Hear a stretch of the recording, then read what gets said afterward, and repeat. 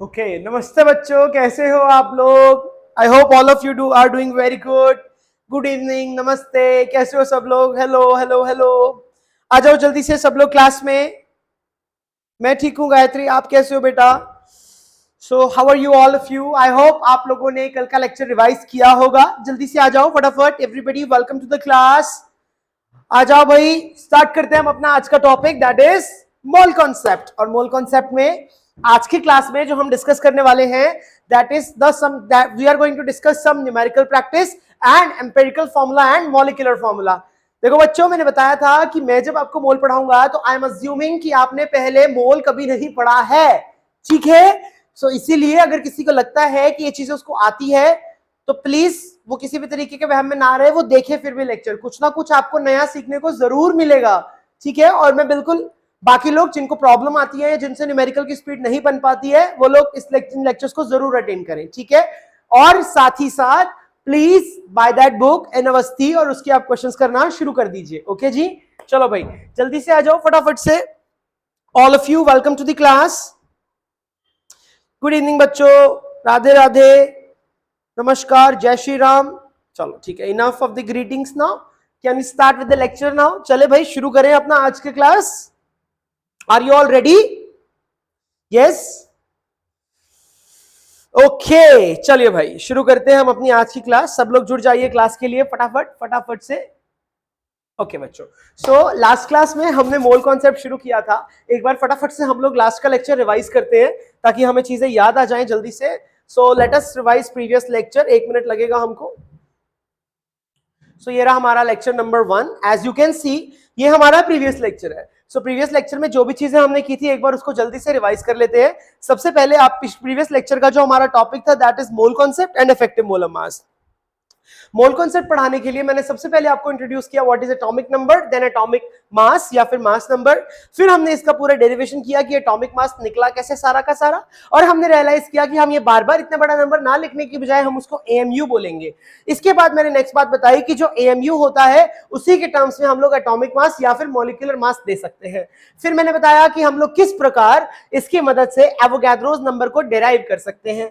फिर हमने अगली बात करी कि एवोगैड्रो नंबर और एएमयू एक दूसरे के रेसिप्रोकल होते हैं। फिर हमने नेक्स्ट करा कि एटॉमिक मास और मोलर मास में अंतर सिर्फ और सिर्फ यूनिट का होता है। एटॉमिक मास मतलब एक एटम का मास, मोलर मास मतलब जब हमारे पास 6.022 into 10 to the power 23 atoms होंगे तो उनका मास, ठीक है जी? सिर्फ यूनिट का अंतर होगा। उसके बाद हमने करा कि mole is the fundamental unit of amount. Mole he fundamental unit है, मोल से 3 चीजों में आना जाना लगा रहेगा, that is mass, volume and number of constituent particles. अब यहाँ पे पार्टिकल्स में मॉलिक्यूल्स भी हो सकता है, एटम भी हो सकता है, आप देख लो स्पीशीज क्या है उसके अकॉर्डिंग डिसाइड कर सकते हो। फिर हमने आगे बात करी, आर की मदद ली हमने। ये आर होता है हमारा यूनिवर्सल गैस कांस्टेंट और इसको हम लोग यूनिट कन्वर्जन में भी इस्तेमाल कर सकते हैं। और मैंने आपको एक जनरल कंसेप्ट बताया कि जब भी यूनिट्स कन्वर्ट करते हैं तो सेम चीज से मल्टीप्लाई, सेम चीज से डिवाइड करते हैं, लेकिन जो डिजायरेबल यूनिट है उसको रखते हैं न्यूमिनेटर में और जो अनडिजायरेबल यूनिट है उसको रखते हैं डिनोमिनेटर में ताकि वो कट जाए, हमें तंग ना करे। फिर उसके बाद हमने नेक्स्ट बात क्या करी बच्चों? But we have done further हमने बात की कि किस तरीके से हमने ओके उसके बाद हम लोग क्वेश्चंस पे आ गए थे डायरेक्टली। ये सारे के सारे क्वेश्चंस आपने मुझे करके दिखाए बहुत ही बढ़िया तरीके से, फटाफट से आपने सारे क्वेश्चंस मेरे लिए कर दिए। Then we have move to the next topic which is called as effective molar mass. बहुत ही प्यारा टॉपिक था इफेक्टिव मोलर मास। और एक बात आपने ध्यान रखनी है कि इफेक्टिव मोलर मास टॉपिक जो है वह गैसेस के मिक्सचर के लिए वैलिड होता है, राइट? और गैसेस का जो मिक्सचर होता है वह नॉन रिएक्टिव होना चाहिए, राइट? उसके बाद हमने नेक्स्ट बात करी इफेक्टिव मोलर मास के बाद इसका और फॉर्म कैसे लिखे जा सकते हैं, then we have move to the questions. और मैंने आपको 2 ही क्वेश्चंस करवाए थे, आई होप आपको दोनों क्वेश्चंस याद होंगे। इसका फिर लास्ट वाले क्वेश्चन का जब मोलर रेशियो, हम लोग रेशियो को स्वैप कर देते हैं, एक्स रेशियो वाई की जगह वाई रेशियो एक्स कर देते हैं, तो मैंने उसका आपको ट्रिक सिखाया, that is mu dash is equals to MA plus MB minus mu. Mu dash swap ratio का म्यू, और म्यू हो जाएगा जो ऑलरेडी गिवन रेशियो है, बस उससे हमारा आंसर जल्दी से आ सकता है। So that was my previous lecture, I hope आपको सारा कुछ याद होगा। बताओ बच्चों क्लियर है कि नहीं है? किसी को कोई डाउट है तो प्लीज आप अपना डाउट पूछ सकते हैं, if anybody has any doubt. ठीक है, ओके ओके यहां पर किसी को डाउट है, सर ये बता दो गैसियस के लिए कितने पेजेस छोड़कर इसके नोट्स बनाऊं? विष्णु, आई वुड रिकमेंड कि आप एक नया कॉपी लगा लो। गैस के लिए उसको छोड़ दो, अब आप उसको मत यूज करो, आप उसमें बाद में थर्मोडायनेमिक्स कंटिन्यू कर लेना, ठीक है ना? अभी के लिए आप नया कॉपी लगा लीजिए। सर गैस स्टेट के डीपीपी में डाउट्स है, कैसे क्लियर करूं? गायत्री आप प्लीज मुझे कॉल कर लो बेटा, किसी के भी अगर डीपीपी में डाउट्स है ना, so you can directly call me, I am writing my number on the board, आप लोग मुझे कॉल कर लीजिए, ठीक है? कॉल करने का समय क्या है, आप लोग मुझे क्लास के बाद कॉल कर सकते हो। So this is my number, आप लोग मुझे कॉल कर सकते हैं, मैं अपना नंबर लिख देता हूं, दैट इज 9971408724। आप लोग मुझे डायरेक्ट कॉल कर दो, पहले मुझे व्हाट्सएप कर दो, अगर मैं क्लास में हुआ, अगर मैं क्लास में नहीं हुआ तो मैं इमीडिएटली रिप्लाई कर दूंगा, but if I am in the class then I will call you back, okay? ठीक है सर, एनावस्थी available for download on Google? Yes Yogita बेटा, आपको मिल जाएगी एनावस्थी, बट आई वुड रिकमेंड कि do not download it, please go and buy the book, okay? आप बुक खरीद लीजिए, it is not very expensive, क्योंकि आप बुक खरीदते हैं तो उसमें हार्ड कॉपी में से आप एक्चुअली क्वेश्चंस करोगे, ऑनलाइन वाली में से आपने कुछ करने हैं, कुछ स्किप कर जाने हैं, I won't recommend that, okay? वैसे अवेलेबल है, आप कर लीजिए। सर एनावस्थी की कौन सी बुक, जेई मेंस या एडवांस उसकी? हाँ बिल्कुल, मेंस की आप लोग बुक ले सकते हो, उसमें बहुत ही प्यारे क्वेश्चंस हैं, सौमित्रा दास, वो बहुत अच्छी बुक है बेटा, वो देखो, चाहे वो जेई मेंस और एडवांस की बुक है, but that is very good book, आपको बहुत हेल्प मिलेगी उस बुक से, ठीक है? इज दैट क्लियर और नॉट? ठीक है जी, चलिए आगे बढ़ते हैं। So this is my number, if anybody has any doubt you can directly call on this number, but before calling please text, please drop a message, ठीक है? अगर I am not in the class I will reply, but if I am in the class I will call you back, okay जी बच्चों? चलो आगे बढ़ते हैं, चलिए मूविंग अहेड। आई होप आपको पिछली क्लास में कोई भी डाउट नहीं है, जैसा कि आप लोगों ने मुझे बताया। सो क्यों ना हम आज कुछ क्वेश्चंस की तरफ मूव करें, क्योंकि पहला टॉपिक आज हमारा न्यूमेरिकल प्रैक्टिस ही है। अभी मैं थोड़ा सा 20-25 मिनट्स कुछ क्वेश्चंस करवाना चाहता हूं, आप लोग भी मेरे साथ साथ वो क्वेश्चंस करेंगे, ठीक है बच्चों? कॉपी उठा लो, पेन उठा लो, साथ साथ चालू हो जाओ, ठीक है?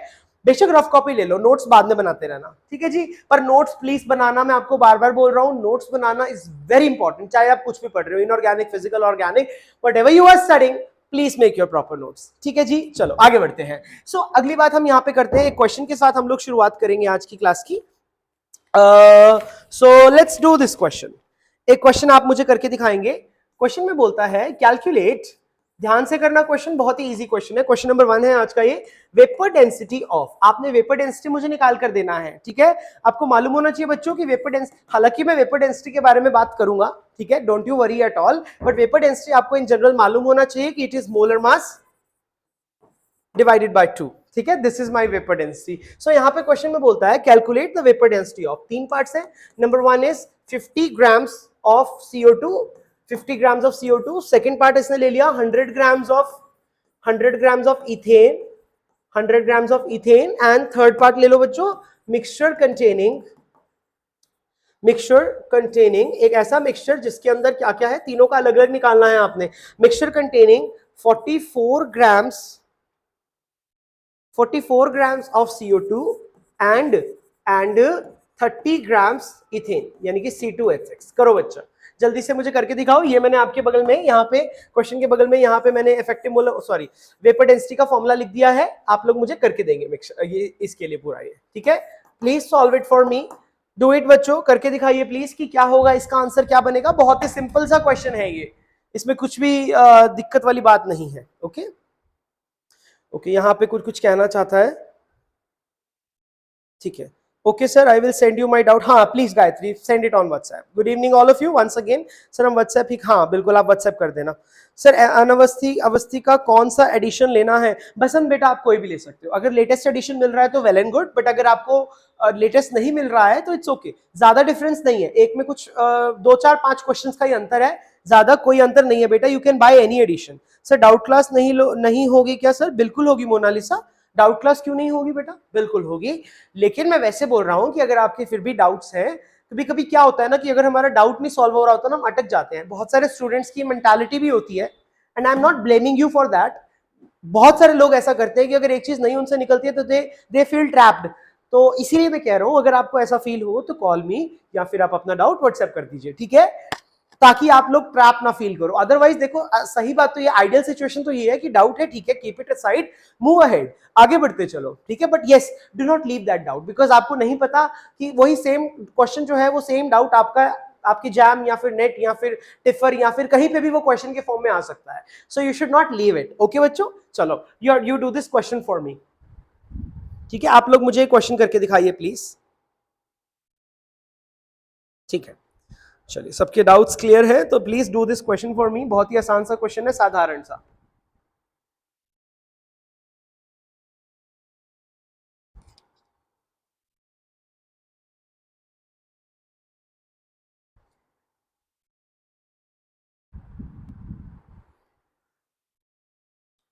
करके दिखाइए, चलिए जल्दी जल्दी फटाफट से, हरी अप।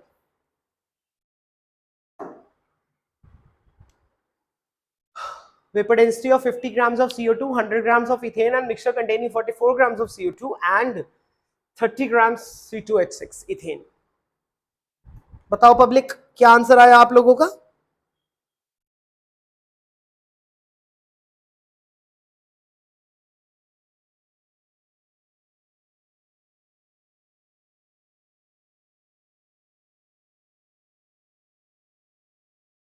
ओके, खुशी का आंसर आया यहाँ पे, पहले का आया 42, सॉरी पहले का आया 22, विच इज एब्सोल्युटली करेक्ट।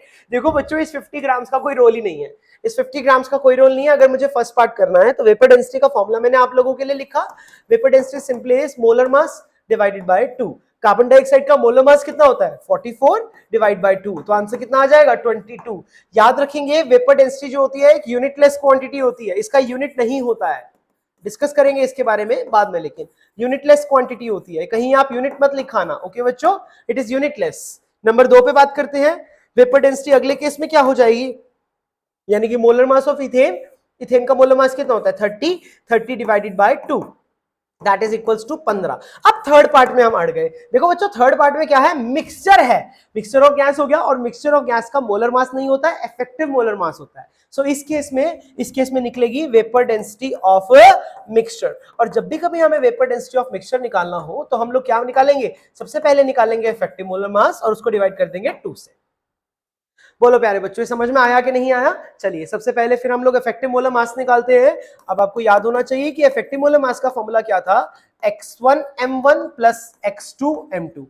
सही है, x हमारी मोल फ्रैक्शन हो जाएगी। तो सबसे पहले मुझे दिख रहा है कि कार्बन डाइऑक्साइड का भी 1 मोल हो जाएगा 44/44, इसका भी 1 मोल हो जाएगा 30/30। ठीक है, दोनों के 1 मोल हो गए, दोनों का 1 मोल हो गया, तो मोल फ्रैक्शन कितनी होगी? 0.5 and 0.5, very easy. So effective molar mass का फॉर्मूला क्या बनेगा? That is equals to 0.5 multiply by molar mass of first. Molar mass of first कितना होता है? 44 प्लस 0.5 इंटू 30। सही है, यह कितना आ जाएगा?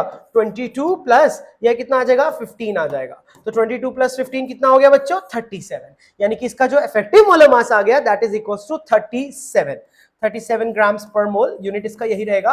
अब लास्ट में हमें तो निकालनी थी vapour density, so that will be equals to 37 divided by 2। कितना आ गया? 18.5। बोलो बच्चों, समझ में आया कि नहीं आया? बहुत ही आसान सा क्वेश्चन था। अब मैं चेक कर लेता हूं कि कितने लोगों ने इसका बिल्कुल सही जवाब दिया है। गुड, ओके, बहुत सारे लोगों ने सही आंसर दिया है। खुशी बिल्कुल सही, विष्णु गुड, मोनालिसा शाबाश, निशु वेरी गुड, सुमित्रा बिल्कुल, सुमित्रा तुम्हारा लास्ट वाला आंसर गलत है बेटा, 37 नहीं आएगा, 37/2 आएगा।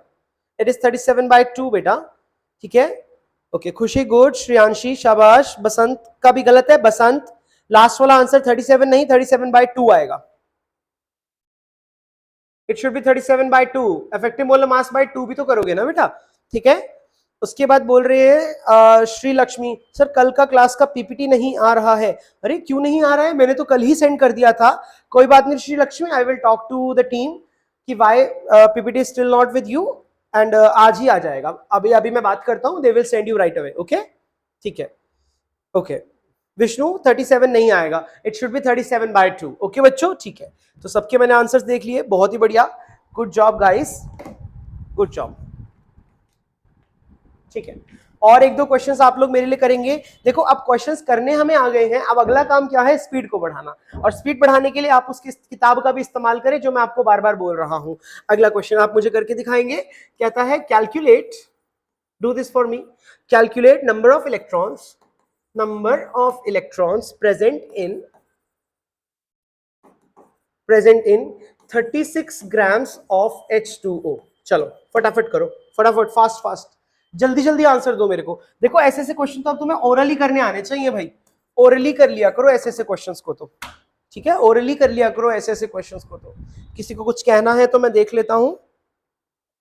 ओके, जयदीप बोल रहे हैं मुझे तो मिल गया PPT. Shri Lakshmi, I think PPT मिल चुका है बच्चों को, अगर आपको नहीं मिला बेटा तो प्लीज आप इंडिविजुअली एक बार बात करो कि आपका नंबर ग्रुप में ऐड नहीं है या फिर कुछ जो भी प्रॉब्लम है, ठीक है, talk with them individually. Avinash sir को आप एक बार बता दीजिए so that he can arrange it for you ASAP. Okay, ठीक है, कीजिए ये क्वेश्चन।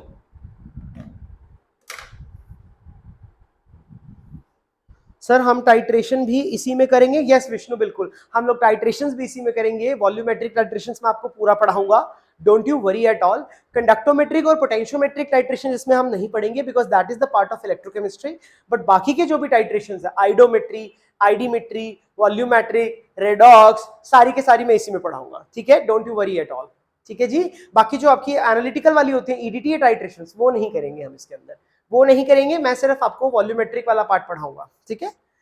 ओके जी, ओके, सो आप लोगों का आंसर आ गया, 2Na आंसर आ गया। आइए चेक करते हैं कि is it the correct answer और नॉट। सो आप लोगों का आंसर आ रहा है 2Na। ओके, सो मैंने यहाँ पे पूछे थे नंबर ऑफ इलेक्ट्रॉन्स, मुझे लगता है कि आप लोगों ने गलत आंसर दिया है, 2Na is not the correct answer. Bhavani का आंसर बिल्कुल सही है, 2Na is not the correct answer. आपका गलत आंसर है विष्णु, मोनालिसा रॉन्ग, खुशी रॉन्ग, 10Na भी नहीं है, बसंत रॉन्ग, 18Na भी नहीं है। सचिन सर का आ रहा है। Shri Lakshmi please talk to Avinash sir, he will guide you बेटा, he will guide you. User का आंसर 2 आ रहा है, गलत। भवानी का आंसर बिल्कुल सही है, दैट इज 20Na। बसंत का आंसर गलत है, सुमित्रा दास राइट, खुशी राणा राइट, जयदीप का 6Na रॉन्ग। क्या कर रहे हो बच्चे? सर मुझे भी पीपीटी नहीं मिला। मोनालिसा आप प्लीज, जिसको पीपीटी नहीं मिला है please do not disturb the class in between. जिसको पीपीटी नहीं मिला है kindly talk to Avinash sir, he will help you. मैंने कल ही पीपीटी दे दिया था तो there is nothing wrong on my end. Okay बेटा, आपको अगर नहीं मिला है तो you need to talk to it, you need to talk about it, ठीक है। Okay, Akshat very good answer 20Na। Shreyanshi आपका आंसर रॉन्ग है। अविनाश शाबाश बेटा 20Na। आइए मैं आपको करके दिखा देता हूं कि कैसे मेरा 20Na आया। बहुत इजी है बच्चों, देखो सबसे पहले मुझे क्या दिया हुआ है, 36 ग्राम्स दिया हुआ है, ये मुझे क्या दिया हुआ है, मास दिया हुआ है। मास से पहले मैं कहां जाऊंगा, मोल्स की तरफ जाऊंगा। मोल्स कैसे निकालते हैं, given mass divided bye molar मास, तो कितना हो गया 2 हो गया। अभी क्या निकलेंगे, मॉलिक्यूल्स निकलेंगे। सो मॉलिक्यूल्स की बात करेंगे तो it will be equals to 2Na। बेटा मैंने मॉलिक्यूल्स तो पूछा ही नहीं है, मैंने नंबर ऑफ इलेक्ट्रॉन्स पूछा है। सो यहां पर मुझे दिख रहा है electrons in one molecule.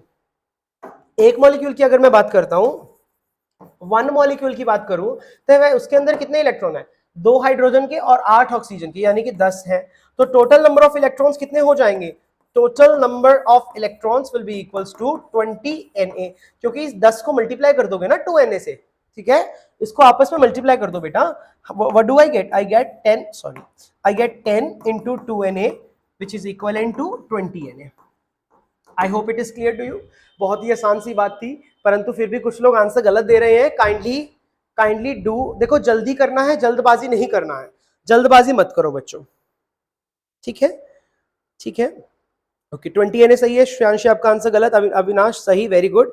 Sir हम 10 से मल्टीप्लाई, हमें सर, हाँ सर 10 से मल्टीप्लाई। विष्णु बेटा ये छोटी गलतियां ना आपके नंबर डुबो देंगी, ठीक है। प्रेम रंजन आपका आंसर गलत है बेटा, 36Na is wrong. Nishu very good, Avinash very good. Sir मैं टेलीग्राम में डाल दूंगा पीपीटी गाइड, ठीक है। विष्णु जो है टेलीग्राम पे डाल देगा पीपीटी, आप वहां से देख लेना। ओके, बसंत कह रहा है सर ओरली नहीं होता है। Basant that is why I am asking to buy that book एनवस्थी बेटा, आपसे ओरली भी होगा, करो ओरली। देखो अब मेरे को इस क्वेश्चन को अगर ओरली अप्रोच करना था तो मैं कैसे करता, मुझे दिख रहा है मुझे मास दिया हुआ है, मास कितना दिया हुआ है, 36 ग्राम दिया हुआ है। अभी 36 ग्राम की मैं बात करता हूं तो 36 को मैं डिवाइड किया 18 से, तो यानी कि 2 मोल आ गया। 2 मोल से मैंने देखा कि अगर मॉलिक्यूल्स में जाना है तो 2 Na मॉलिक्यूल्स आ गए। अब एक मॉलिक्यूल में देख लो ना फटाफट से कितने इलेक्ट्रॉन्स है, 10 इलेक्ट्रॉन्स है, तो 2 Na मल्टीप्लाई बाय 10 20 Na। ठीक है, बनेगा बनेगा अप्रोच, चिंता मत करो, घबराओ मत, बनेगा अप्रोच। बहुत सारा प्रैक्टिस करेंगे, कैसे नहीं बनेगा अप्रोच, कैसे कैसे हमारे उससे रह जाएगा। ठीक है, चलिए एक क्वेश्चन और करते हैं, आप लोग मुझे करके दिखाएंगे। अभी ये क्वेश्चन में कहता है calculate number of electrons, atoms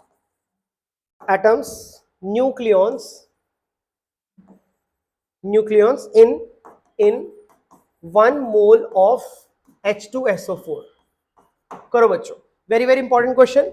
आप 1 मोल H2SO4 में इलेक्ट्रॉन्स पता लगाओ, एटम्स पता लगाओ, न्यूक्लियॉन्स पता लगाओ। चलो चालू हो जाओ, हरी अप हरी अप।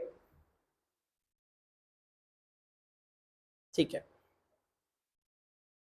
ठीक है, मैंने एटॉमिसिटी जल्दी से इंटू कर दिया था। जयदीप बेटा मैं कह रहा हूं ना, जल्दी करनी है, जल्दबाजी नहीं करनी है। ठीक है, आराम से क्वेश्चन को पूरा ढंग से रीड कीजिए, फिर अप्रोच अपना डेवलप कीजिए। देखो मेरे को आपको अप्रोच सिखाना है, क्वेश्चन को कैसे दिमाग लड़ाना है। ठीक है, please do it, hurry up करके दिखाइए मुझको ये वाला question.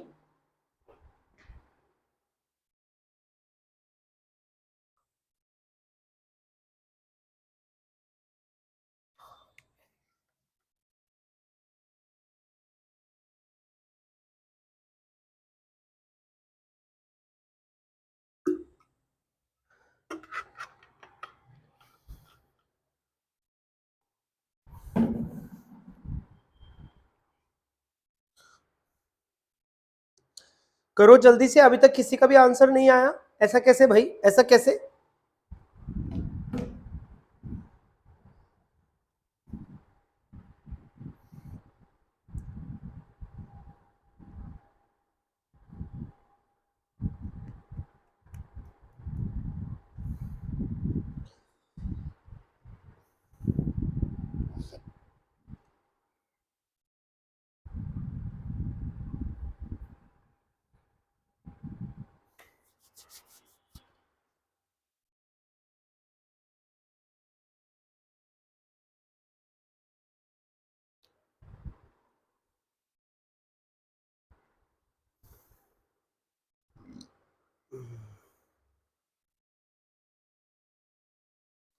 Fifty Na electron, Sumitra का आंसर आया 50 Na इलेक्ट्रॉन्स। आइए चेक करते हैं कि आप लोगों के क्या क्या आंसर्स निकल के आ रहे हैं।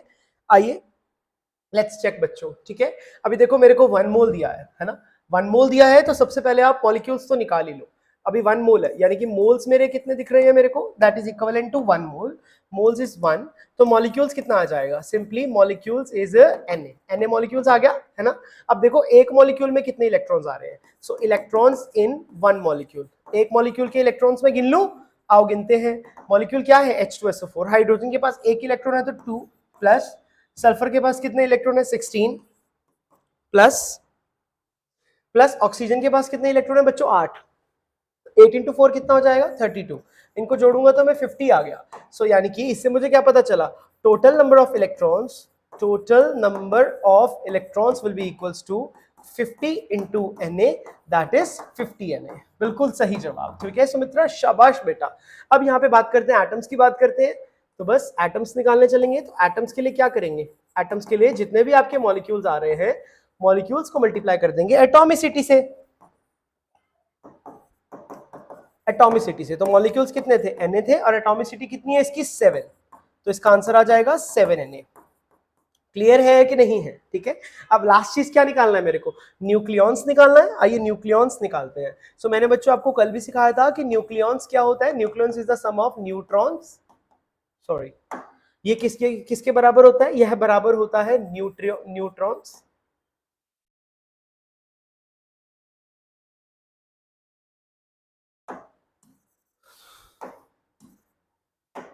ये बराबर हो जाएगा न्यूट्रॉन, प्रोटॉन्स प्लस न्यूट्रॉन्स, ठीक है, प्रोटॉन्स प्लस न्यूट्रॉन्स के बराबर हो जाएगा। तो इसको निकालते हैं। अब देखो मॉलिक्यूल क्या है मेरे पास, H2SO4।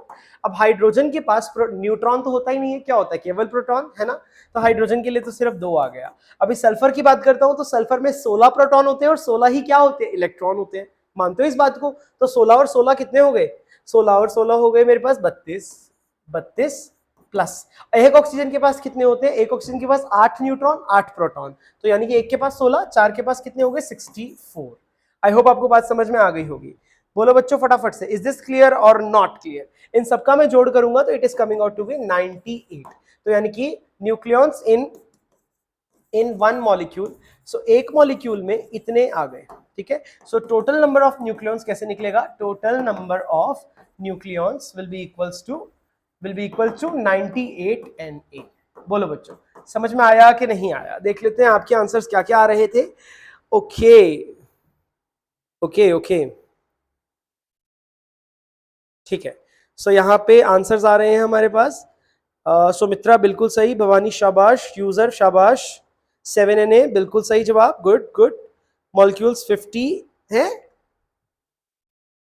मॉलिक्यूल्स 50 बिल्कुल सही, लगभग सभी ने सही आंसर दिया है, शाबाश। ये तो सर आपने कल करवाया, अच्छा कल करवाया तो सेम क्वेश्चन, ओके ओके, ठीक है, ठीक है जी, ओके। सबने लगभग सही आंसर दिया है, शाबाश बच्चों, आपका स्पीड बन रहा है, I am liking it, very good job guys, good job, बहुत ही बढ़िया, शाबाश। ठीक है, एक क्वेश्चन और करेंगे आप लोग मेरे लिए। क्वेश्चन में कहता है कैलकुलेट, ये वाला कीजिए, कहता है EMM of a mixture is found to be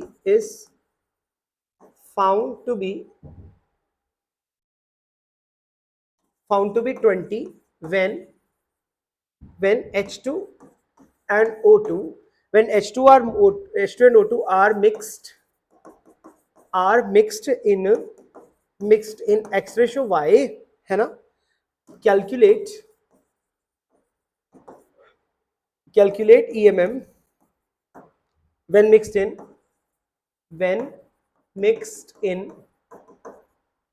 Y ratio X। चलो जल्दी करो, फटाफट करो, फटाफट, हरी अप, बहुत जल्दी आंसर दो मुझे इसका। जो मैंने कल ट्रिक सिखाई थी उसी का इस्तेमाल करते हुए मुझे जल्दी से जल्दी इसका आंसर दे दो।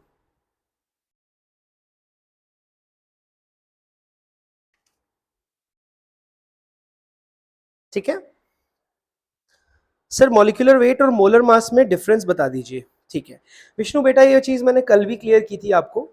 मॉलिक्यूलर मास और मोलर मास सिर्फ डिफरेंस जो होता है वो होता है यूनिट का डिफरेंस होता है। ठीक है, ये चीज ना बहुत तंग करती है बच्चों को। इस क्वेश्चन को 2 मिनट चलो मैं होल्ड पे डालता हूँ। सो मैं यहाँ पर ना ये आर्टिकल ले ही लेता हूँ। कल भी मैंने हालांकि इसके बारे में बात किया था, चलो मैं यहाँ पे देख लेता हूँ। डिफरेंस बिटवीन, जो आपकी ये प्रॉब्लम है ना, ये अभी के अभी मैं क्लियर कर देता हूँ ताकि आपको कभी भी तंग ना करे ये बात। ठीक है, सो यहां पर आपका जो क्वेश्चन है दैट इज डिफरेंस बिटवीन एक वर्ड होता है मॉलिक्यूलर मास, ठीक है जी, molecular mass and molar mass. ठीक है, देखो मैग्नीट्यूड वाइज अगर विष्णु में बात करूं तो दोनों के दोनों चीजें बिल्कुल सेम है, they are absolutely same, but difference किस बात का, यूनिट का है। आओ इसकी डेफिनेशन से समझते हैं। जब भी मैं मोलर मास की बात करता हूं ना, मोलर मास का मतलब होता है 1 मोल मॉलिक्यूल्स का 1 मोल मॉलिक्यूल्स का मास माने। और 1 मोल का मतलब क्या होता है, 1 मोल का मतलब क्या होता है, जैसे देखो मोल क्या है ना, mole is just a number. एक बात ध्यान रखना बच्चा कि mole is just a number, ये कुछ भी नहीं है, यह एक नंबर है। जैसे मान के चलो मैं कहता हूं डजन भी तो एक नंबर है ना, है ना। जैसे 1 डजन मैं लिखता हूं कभी भी, विष्णु ध्यान से सुनना मेरी बात, 1 डजन कभी भी मैं लिखता हूं तो वह 12 के बराबर होता है। तो जब भी कभी मैं 1 मोल लिखूंगा ना, तो 1 मोल का मतलब होगा 6.022 इंटू 10 की पावर 23। ये फिक्स बात है, ठीक है। सो 1 मोल मॉलिक्यूल्स का मास मतलब 6.022 into 10 to the power 23 molecules का मास। यह है मतलब हुआ इस बात का, ठीक है। तो इसी को हम लोग मोलर मास कहते हैं, यानी कि 1 मोल का मतलब है कि इतने मॉलिक्यूल्स एक बार में आपको लेने पड़ेंगे, समझे मेरी बात, ठीक है। और जब भी कभी मैं शब्द मॉलिक्यूलर में मास का इस्तेमाल करता हूं, सो मॉलिक्यूलर मास का मतलब होता है 1 मॉलिक्यूल का मास, सिर्फ और सिर्फ एक ही मॉलिक्यूल का मास लेना है, 1 मॉलिक्यूल का मास, ठीक है। 1 मॉलिक्यूल का मास, ओनली जस्ट 1 मॉलिक्यूल का मास, ठीक है जी। अब अल्टीमेटली अगर बात करते हैं, जैसे कि एग्जांपल के तौर पे मैं यहां पे लिखता हूं पानी लिखता हूं, पानी लिखता हूं, जैसे मैंने H2O लिखा बच्चों, तो अगर मैं H2O की बात करता हूं मॉलिक्यूलर मास की, सो H2O का जो मॉलिक्यूलर मास होगा वह कितना होगा, वह 18 AMU होगा, क्योंकि एक मॉलिक्यूल का मास है। और अगर मैंने H2O का मोलर मास लिखना है, so that will be equals to 18 grams per mole. बोल भाई विष्णु, बात क्लियर हुई कि नहीं हुई, गया दिमाग में, गया दिमाग में कि नहीं गया? सर मॉलिक्यूलर वेट और मोलर मास में डिफरेंस क्या? आई होप आपको डिफरेंस समझ में आ गया होगा विष्णु बेटा, ठीक है, इट्स वेरी इजी, गुड। और उसके साथ साथ मुझे इतने सारे लोगों ने आंसर दे दिया है कि आई एम वेरी हैप्पी, और सबने एकदम मुझे सही आंसर दिया है, मजा आ गया बच्चों। और आई होप आप लोगों ने लंबा चौड़ा मेथड नहीं इस्तेमाल किया होगा, मेरी बताई हुई ट्रिक लगाई होगी, ईएमएम की ट्रिक लगाओ, कभी गलती नहीं होगी, मस्त एकदम तुम्हारा आंसर निकल करके आएगा, ठीक है बच्चों। सो आई होप ये बात क्लियर हो गई तुम्हें विष्णु, आई एम एक्सपेक्टिंग। और यहां पर जो मेरा आंसर आ जाएगा ईएमएम का आंसर आ जाएगा 14। क्या आप में से कोई प्राणी ऐसा है जिसको मुझे ये क्वेश्चन करके दिखाने की जरूरत है? Does any one of you want me to solve this completely कि how I am getting 14? या जितने भी लोगों ने मुझे आंसर दिया, जैसे कि खुशी ने, कौनिका ने, निशु ने, भवानी ने, सुरेंद्र, श्रियांशी, गायत्री, पूजा, विष्णु, अविनाश, यूजर, सबको समझ में आया? ठीक है, यूजर, रितेश, सब ने 14 आंसर दिया। सो आई थिंक सबको क्लियर है। अगर कोई आप में से ऐसा है जिसको नहीं मालूम कि 14 कैसे आया, so please let me know. अब क्लियर हो, वेरी गुड विष्णु, अब क्लियर हो गया, ठीक है। विष्णु के साथ साथ बाकी लोगों को भी क्लियर हो गया होगा। प्लीज अगर आपसे कभी आपका कोई छोटा भाई बहन पूछे, सर थोड़ा बोर्ड ये ले देख लो, ओके, हर बार पढ़ती हूँ हर बार भूल जाती हूँ सर। कौनिका अब नहीं भूलोगी, शर्त से कह रहा हूं, अब नहीं भूलोगी कभी भी, ठीक है, अब नहीं भूलोगी। सर थोड़ा बोर्ड दिखाओ, दिखाइए, कौन सा बोर्ड देखना चाहते हो आप बेटा? ये वाला बोर्ड दिखाऊं मैं? ये वाला कह रहे हो क्या? ये जो मैंने लिखा, डू यू वांट दिस?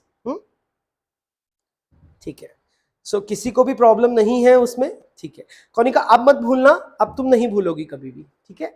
सो हमेशा ऐसे याद रखो, मॉलिक्यूलर मास मतलब 1 मॉलिक्यूल का मास केवल, ठीक बात, ठीक बात है जी। सो आई थिंक सबको ये 14 करना आ गया है, मुझे नहीं लगता किसी को भी समझाने की आवश्यकता है, ठीक है। अगला टॉपिक चलूं मैं, ठीक है, सबको क्लियर है, बहुत ही बढ़िया। चलो जी अगले टॉपिक की तरफ चलते हैं हम लोग। देखो बच्चा, मैंने आपको एवरेज मोलर मास तो पढ़ा दिया, एवरेज मोलर मास देखो, अभी अभी जो मैंने आपको पढ़ाया that is the average molar mass. और ये जो एवरेज मोलर मास का कॉन्सेप्ट है, it is valid for mixture of gases, ठीक है जी। उसके बाद एक टर्म और होती है जिसको हम लोग कहते हैं एवरेज एटॉमिक मास। एवरेज एटॉमिक मास के नाम से हम लोग जानते हैं। सो एवरेज एटॉमिक मास क्या बला होती है? Average atomic mass is, this concept is valid for isotopes. यह आइसोटोप्स के लिए वैलिड होता है। आइसोटोप समझते हो कि नहीं समझते हो? है ना भाई, आइसोटोप्स भी तुमको समझ में आना चाहिए। आइसोटोप्स का मतलब क्या होता है? देखो आइसोटोप्स 2 शब्दों के मेल से बना है ना। आइसोटोप्स 2 शब्दों के मेल से बना हुआ है, आइसो प्लस टोप्स। आइसो का मतलब क्या होता है? आइसो का मतलब होता है सेम। आपने कई बार ये शब्द सुना है, आइसो का मतलब होता है सेम, और टॉप्स का मतलब होता है पोजीशन, यानी कि सेम पोजीशन। अब पोजीशन की कहां की पोजीशन की बात हो रही होगी? पीरियोडिक टेबल की पोजीशन की बात हो रही होगी। तो आइसोटोप्स वो होते हैं, आइसोटोप्स का जो रियल डेफिनेशन है वह क्या होता है? आइसोटोप्स यानी कि स्पीशीज हैविंग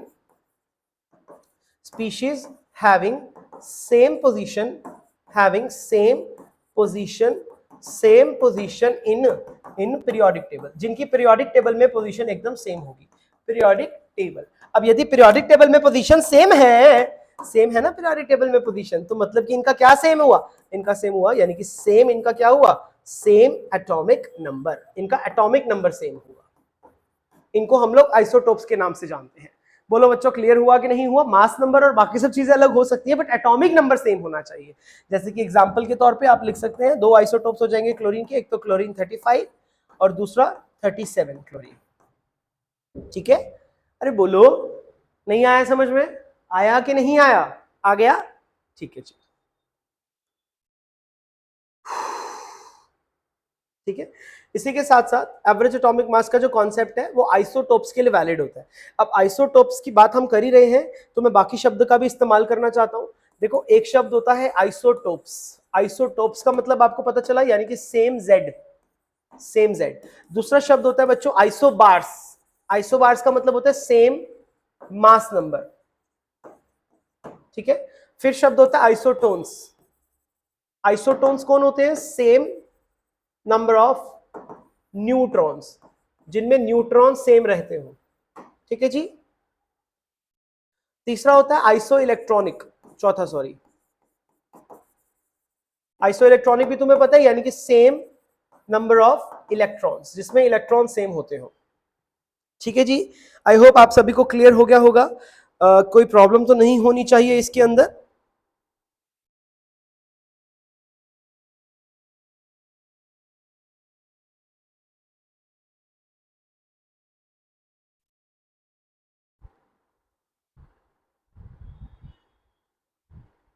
ठीक है, बोलो भाई, किसी को कोई दिक्कत, कोई तकलीफ है यहां तक तो बता दीजिए।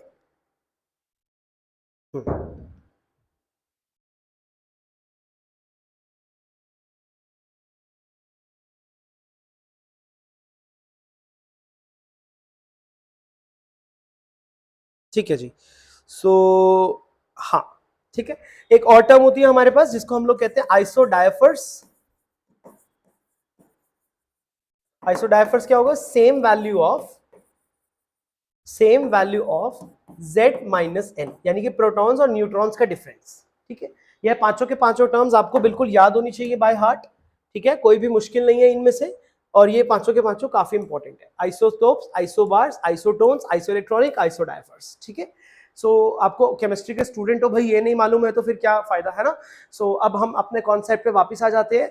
कॉन्सेप्ट में आपको पढ़ाने वाला था, that is the average atomic मास। चलिए अब मैं आपको एवरेज एटॉमिक मास का कॉन्सेप्ट सिखा दूं। आओ देखो, बहुत ही आसान सा कॉन्सेप्ट है, कुछ भी नहीं है इसके अंदर। देखो, okay, so average atomic mass को हम लोग कैसे लिखते हैं? Average atomic mass is equals to summation of, यानी कि अगर बहुत सारे आइसोटॉप्स हैं, समेशन ऑफ AI, जिनके अलग अलग मास, इनटू उनका परसेंटेज, और डिवाइड किससे कर दूंगा मैं? 100 से डिवाइड कर दूंगा। ठीक है, जैसे कि मैं एग्जांपल के तौर पे आपको बताता हूं।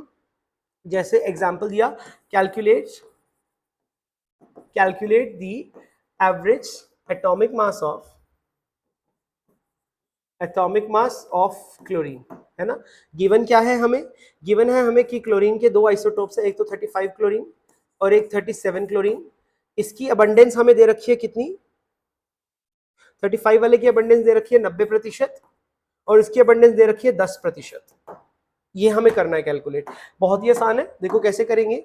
सो एवरेज एटॉमिक मास हो जाएगा, that will be equals to 35 into इसकी परसेंटेज कितनी हो रखी है 90, प्लस 37 इंटू इनकी परसेंटेज कितनी हो रही है 10, पूरे को उठा के डिवाइड कर दूंगा 100 से। जो भी आपका आंसर आ रहा है उसको आप रिपोर्ट कर देंगे AMU में। एटॉमिक मास है ना? बोलो बच्चों, समझ में आया कि नहीं आया? ठीक है, सो आई होप ये बात क्लियर हो गई होगी। बोलो भाई, बोलो बोलो बोलो, फटाफट बोलो। ठीक है, ठीक है, एक बार देख लेते हैं आपका कोई डाउट है। कोई डाउट है तो हम देख लेते हैं। ओके ओके ओके, कौनिका सब याद रहता है? अच्छा, कौनिका को सब याद रहता है? कौनिका, तो तुम झूठ बोल रही हो क्या? सुरेंद्र कह रहा है कि तुम्हें सब याद रहता है। सर एटॉम, हाँ बिल्कुल, यस, आप लोगों ने आंसर्स दिए हैं। ठीक है, ओके ओके ओके, ठीक है, ठीक है, ठीक है। आई होप आप सभी को समझ में आ गया होगा। बहुत ही आसान सी कहानी थी ये वाली।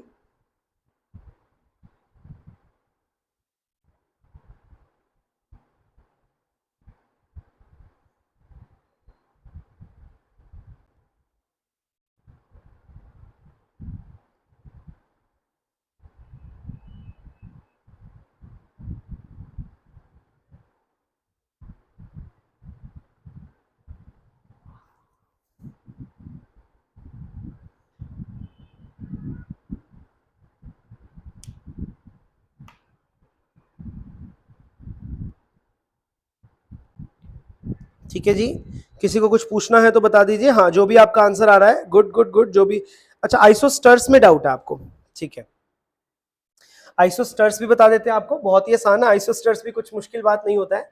Last is आइसोस्टर्स। आइसोस्टर्स क्या होते हैं बच्चों? Same number of atoms and electrons, जिसमें सेम नंबर ऑफ एटम्स हो और इलेक्ट्रॉन्स हो, ठीक है जी, उनको हम लोग आइसोस्टर्स के नाम से जानते हैं। ठीक बात। सो आई होप ये सारी कहानी क्लियर हो गई होगी। बताओ बच्चों, क्या ये बात क्लियर है कि नहीं है? ठीक है जी, आई होप ये चीज क्लियर हो गई होगी। बहुत ही आसान सी बात थी। एवरेज एटॉमिक मास कोई बहुत लंबा चौड़ा टॉपिक नहीं है, बहुत ही छोटा सा टॉपिक है जो कि आप बहुत इजीली कर सकते हो।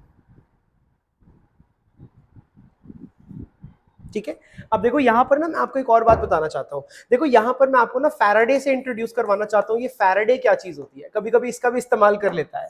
फैराडे का मतलब क्या होता है बच्चों? देखना, ध्यान से देखना। हमें पता है कि चार्ज ऑन वन इलेक्ट्रॉन कितना होता है, that is 1.6 into 10 to the power -19 coulomb, है ना।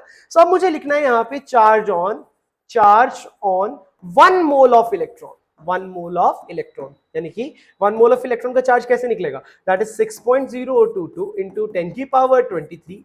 इसी को तो मैं 1 मोल कहता हूं, इसी को 1 मोल कहते हैं। इंटू क्या आ जाएगा, इंटू क्या लिखूंगा, ये 1.6 into 10 to the power -19 coulomb. जब मैं इनको आपस में मल्टीप्लाई करता हूं तो आपस में मल्टीप्लाई करके ये अप्रोक्सीमेटली आता है 96500 कूलम। और इसी 96500 कूलम को ही मैं क्या बोलता हूं, इसी को बोलते हैं हम लोग 1 फैराडे। इसी को ही हम लोग 1 फैराडे के नाम से जानते हैं। ठीक है जी, आई होप आपको ये बात क्लियर हो गई होगी कि 1 फैराडे से मेरा क्या मतलब है। I will be right back, 1 minute.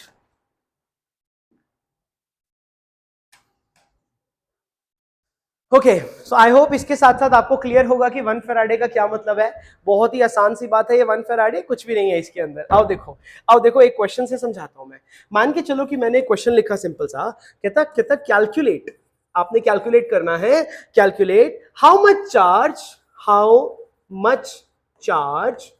How much charge is needed to convert, यदि हम कन्वर्ट करना चाहते हैं, to convert 10 moles of H2O2 into O2। अब मान के चलो अगर कभी ऐसा क्वेश्चन हम लोग अड़ गए, सो ऐसे क्वेश्चंस भी हमें आने चाहिए। ठीक है, देखो बच्चों, एवरेज एटॉमिक मास का टॉपिक बहुत ही आसान था, उस पर हम ज्यादा समय बर्बाद नहीं करेंगे। इसके बाद मैंने फैराडे इंट्रोड्यूस किया कि चार्ज ऑफ 1 इलेक्ट्रॉन इतना होता है, और अगर मैं charge of 1 mole of electron ले लूंगा तो वह इस फैराडे के बराबर हो जाएगा। ठीक है जी, सो अभी मैंने यहाँ पे एक क्वेश्चन दिया है, बहुत ही सिंपल सा, आप लोग ट्राई करेंगे और किसी को कुछ कहना है तो बताओ मेरे को। ठीक है जी, चलिए, ठीक है, so please do it.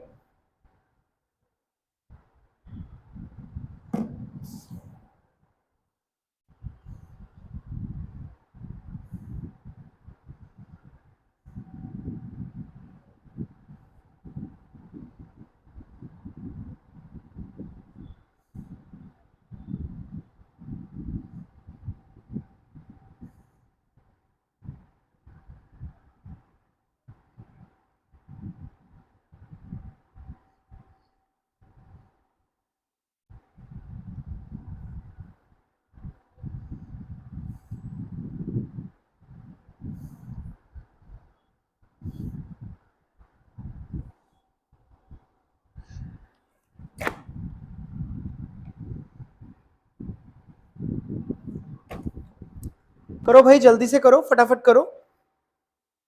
Do this question for me. बताओ भाई कैसे करूंगा मैं इस क्वेश्चन को। कहता है calculate how much charge is needed to convert 10 moles of H2O2 into O2। ठीक है, चार्ज बताना आप मेरे को, बताओ, ट्राई करो please, give it a shot.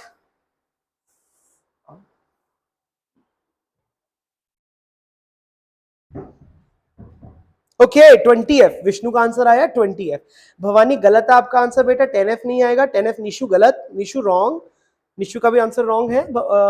Vishnu का सही है बिल्कुल। देखो बच्चों कैसे किया मैंने, देखो यहाँ पे हो क्या रहा है। अब मान के चलो कि मेरे को H2O2 को कन्वर्ट करना है, O2 के अंदर कन्वर्ट करना है। ठीक है, ठीक है, देखना, ध्यान से देखना बच्चों, यहाँ पर ऑक्सीजन का ऑक्सीडेशन स्टेट इज -1, यहाँ पर 0। यानी कि एक ऑक्सीजन कितने इलेक्ट्रॉन्स लूज करेगा, 1 इलेक्ट्रॉन लूज करेगा, है ना। तो उसको एक ही तो, यानी कि one oxygen will lose 1 electron, ठीक है। So two oxygen will lose how many electrons, 2 electrons. आज हमें दिख रहा है कि यहां पर 10 मोल्स दे रखे हैं और एक मोल में तो 2 मोल ऑक्सीजन हो जाएगा। सो 10 मोल ऑक्सीजन, अगर मैं मान के चलो यहाँ पे टोटल ऑक्सीजन कितने हो जाएंगे, 2 यहाँ पे आ रहे हैं, 10 आगे लगा हुआ है, सिंपल सी बात है। सो 10 मोल्स H2O2, यानी कि ऑक्सीजन के टोटल कितने मोल्स हो गए, 20 मोल्स हो गए, यानी कि 20 मोल ऑक्सीजन, 20 मोल ऑक्सीजन हो गया। तो 20 मोल अगर यदि ऑक्सीजन हो गया, सो 20 मोल oxygen will loose, 20 mole oxygen will lose how many electrons, it will lose 20 mole electrons. और 1 मोल इलेक्ट्रॉन पे चार्ज कितना होता था, 1 फेराडे। तो 20 मोल इलेक्ट्रॉन पे चार्ज कितना हो जाएगा, 20 फेराडे। ठीक है जी, इस तरीके से करेंगे। अब इसमें हमें मजा नहीं आया, बहुत टाइम लग रहा है, बहुत टाइम वेस्ट हो रहा है, तो क्यों ना हम ट्रिक सीख लें। ठीक है जी, आओ मैं आपको सिखा देता हूं नंबर ऑफ फेराडे का trick. So number of Faraday जब भी कभी निकालना हो, सो नंबर ऑफ फेराडे निकालने का बहुत ही मस्त ट्रिक है। आपने वही ट्रिक इस्तेमाल करने, कभी भी गलती नहीं होगी। ठीक है जी, बहुत ही आसान ट्रिक है नंबर ऑफ फेराडे का। ठीक है, क्या है नंबर ऑफ फेराडे का trick, that is equals to number of faraday का बहुत ही मस्त ट्रिक है। आओ मैं आपको मस्त ट्रिक से दिखा देता हूं कि इसमें कैसे वो आप करोगे। ठीक है जी, अब नंबर ऑफ फेराडे का जो ट्रिक होता है वह किसके बराबर होता है, that is always equals to moles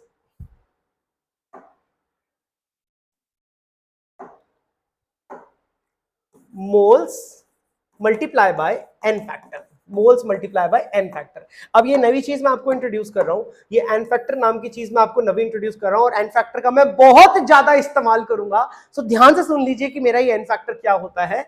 N factor होता है बच्चों, एन फैक्टर का मैं बहुत इस्तेमाल करूंगा। N factor is delta OS. Delta OS का मतलब क्या हो जाएगा, delta OS is always equals to change in oxidation state, change in oxidation state, change in oxidation multiply by काम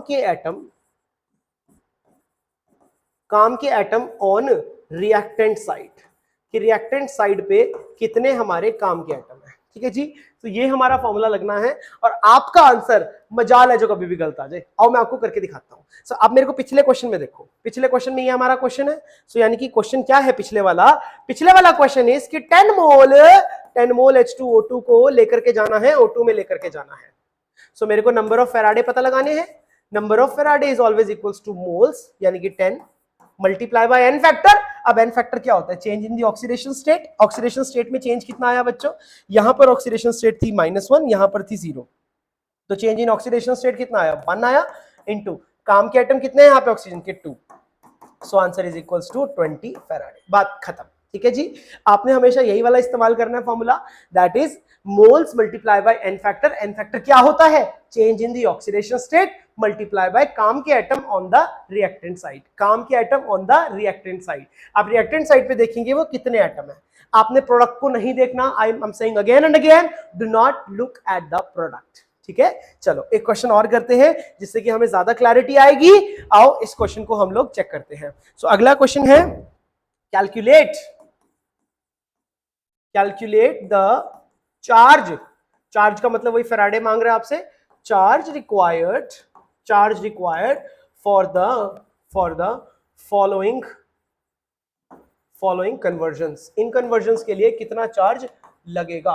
ठीक है, आओ देखते हैं। तो इसमें फर्स्ट पार्ट क्या कहता है, 10 Fe, सॉरी फर्स्ट पार्ट है 10 mole of Fe, 10 mole Fe is converting to Fe2O3. Second part is 5 mole of O2 is going to H2O. Third part is 10 mole of Fe3O4 is going to FeO.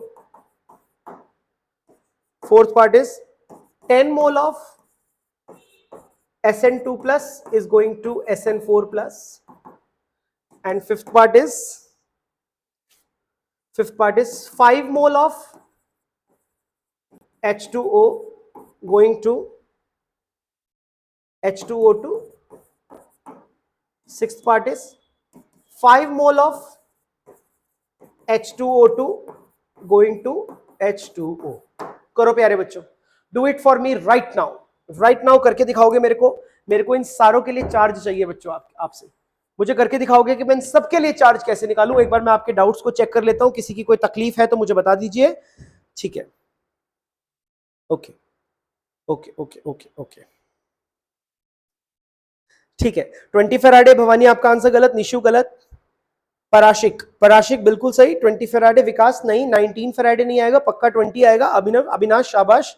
सीमा गलत है आपका answer बेटा. Khushi correct, Monalisa correct, Surendra correct. Avinash आप faraday में छोड़ दो, कोई दिक्कत नहीं है. ठीक है, मैंने ट्रिक से ही कर दिया था. वेरी गुड विष्णु, तुम तो बहुत ही समझदार लड़के हो. ठीक है, जिसने पहले से ही ट्रिक लगाया, बहुत अच्छे. आप प्लीज मुझे यह वाला क्वेश्चन करके दिखाइए. All of you please do it for me. जल्दी जल्दी करो प्यारे बच्चों.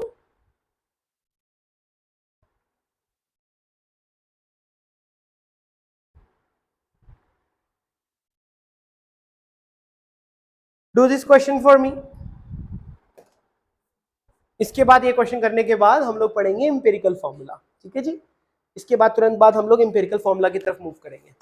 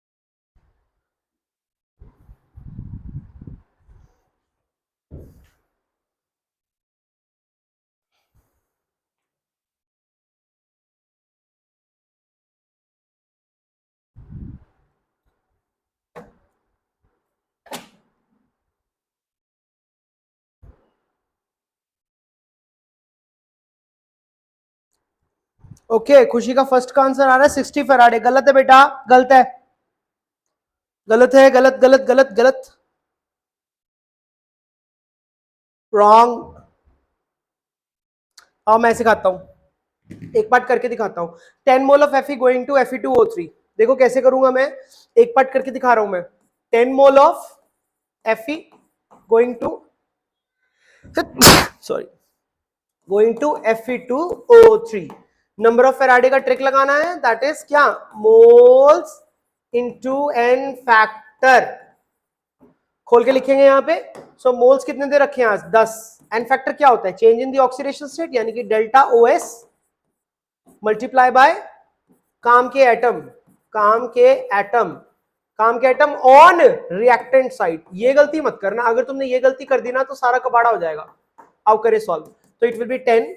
चेंज इन ऑक्सीडेशन स्टेट कितना होगा, यहां पर 0 है, यहां पर +3 है, तो चेंज कितने का आया, चेंज आया 3 का. ठीक है जी.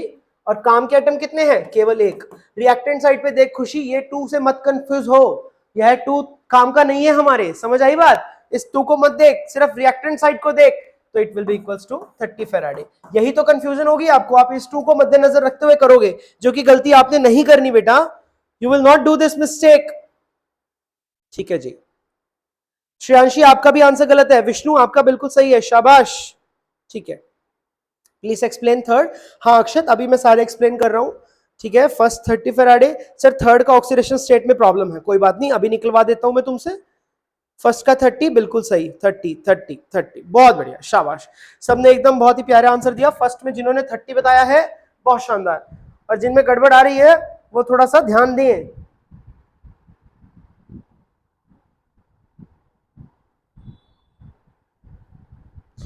वह थोड़ा ध्यान दें। ओके चलो आगे बढ़ते हैं, आगे बढ़ते हैं। अगला पार्ट हमारा यहाँ पे हम करते हैं, that is second part.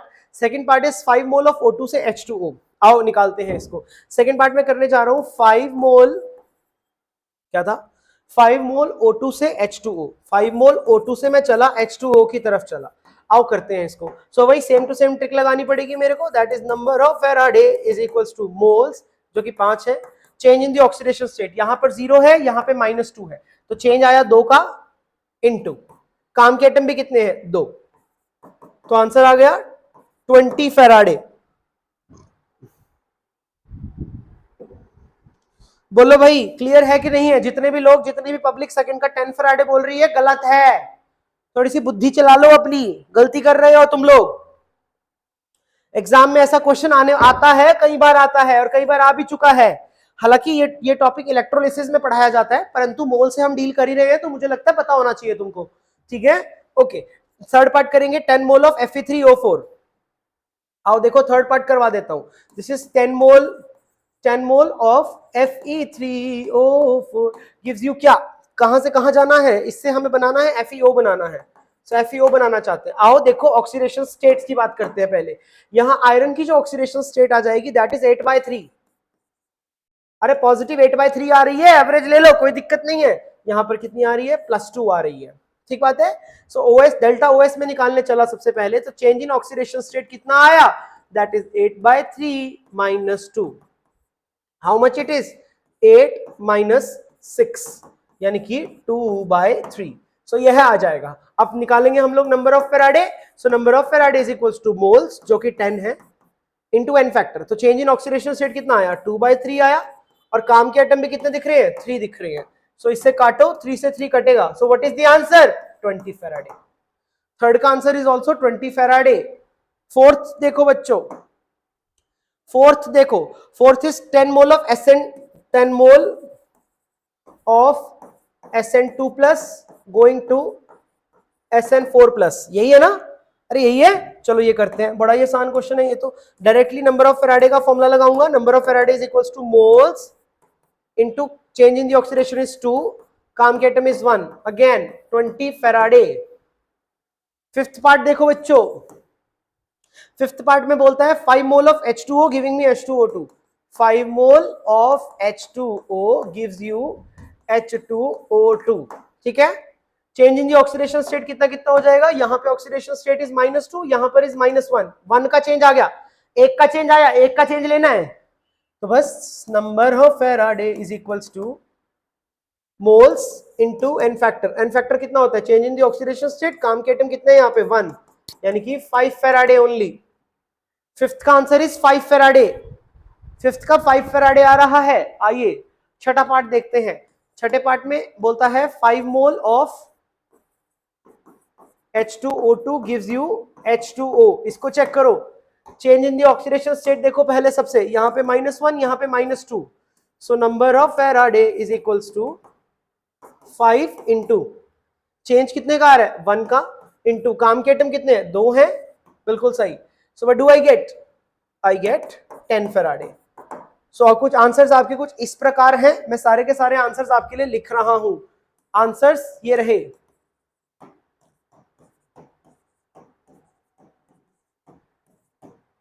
First का आंसर क्या है बच्चों, first is 30 Faraday, 20 Faraday, 30 Faraday, 20 faraday. Third is 20, यह भी 20 फेराडे, यह भी 20 फेराडे। और फिर फोर्थ का आंसर आ रहा है, सॉरी फिफ्थ आ रहा है हमारा 5 फेराडे, और यह आ रहा है 10 faraday. So answers are something like this. अगर ये नहीं आ रहे हैं तो पूछिए, आ रहे हैं शाबाश बच्चों, I am proud of you. जिनको डाउट है please ask right now, okay. और जिनका सही है वह मुझे यस लिख के दो, ताकि पता चले कि कितने अच्छे से कर रहे हो तुम लोग।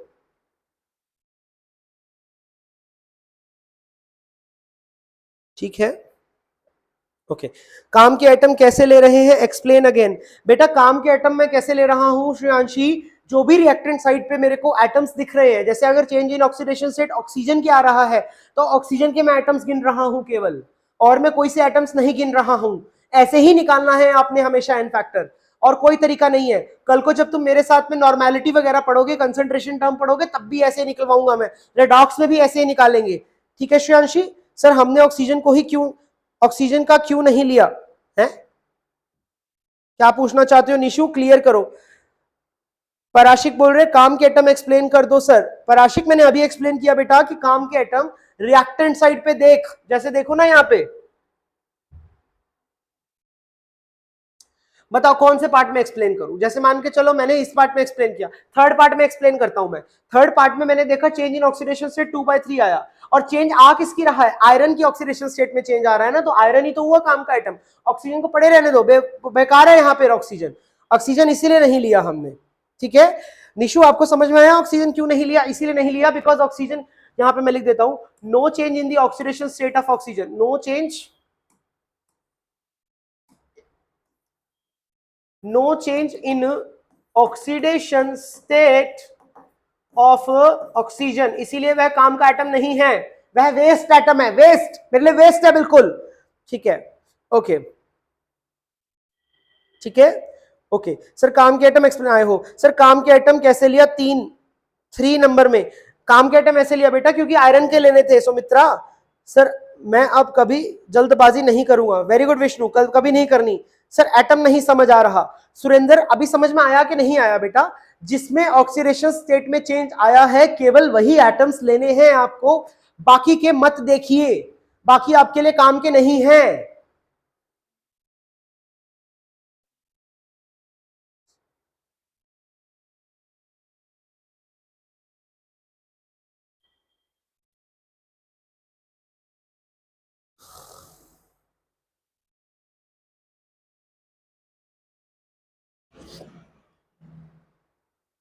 ठीक है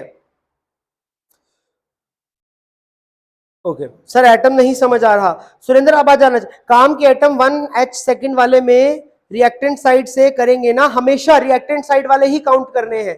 सर फिफ्थ नंबर में काम के एटम क्या है, आओ फिफ्थ नंबर देखो बेटा, फिफ्थ नंबर क्या है अविनाश, फिफ्थ नंबर कैसे करना है मेरे को, फिफ्थ नंबर में देखो ना, ऑक्सीजन की ही ऑक्सीडेशन स्टेट में चेंज आया, तो काम का एटम केवल एक है, केवल एक है अविनाश। ठीक है ठीक है सर, डिसाइड कैसे करेंगे दोनों में रिएक्टेंट में कौन सा काम का एटम लेना है, निशु बेटा जिसकी ऑक्सीडेशन स्टेट में चेंज आएगा बेटा जी वही काम का एटम होगा, बाकी नहीं लेंगे। ठीक है ओके सर, गॉट इट, ठीक है शाबाश। 5-6 अक्षत, 5-6 का मीनिंग सर, 5 नंबर में काम के एटम कैसे ले, कैसे है, अरे अविनाश क्या कर रहा है भाई, देखना H2O है ना, हाइड्रोजन हमेशा +1 में ही रहेगा, ऑक्सीजन की ऑक्सीडेशन स्टेट में चेंज आ रहा है, इसीलिए यहां पर ऑक्सीजन केवल एक है, तो काम का एटम मैंने एक लिया अविनाश। ठीक है ओके क्लियर, समझ आ गया, जिसका ऑक्सीडेशन स्टेट निकालते हैं वो काम के एटम नहीं, बसंत जिसके ऑक्सीडेशन स्टेट में चेंज आ रहा है, निकाल तो तू सबका सकता है गुरु, जिसके ऑक्सीडेशन स्टेट में चेंज आ रहा है वो काम का एटम है, बाकी के नहीं। यस सर क्लियर सर, काम के एटम कैसे लिया नंबर 5 में। ओके अविनाश देखो, वन मैंने बताया अभी अभी आपको, clear clear clear clear, yes clear, ठीक है शुक्र है अब क्लियर हुआ सभी को, oh thank God. Please confuse मत होइए, तभी मैंने 5-6 एग्जांपल्स करवा दिए हैं ताकि तुम कंफ्यूज ना हो जाओ, ये बहुत इंपॉर्टेंट है, डायरेक्ट क्वेश्चन पड़े होते हैं एग्जाम में 2-2 मार्क्स वाले में जेआरएफ में, तो आपको अगर ये आते होंगे ना ऐसे ऐसे क्वेश्चन से आपके नंबर बढ़ जाएंगे बच्चों। फिजिकल अगर मुश्किल वाली नहीं हो रही है छोड़ दो, इनको तो छेड़ लो कम से कम, एक एक नंबर कीमती है।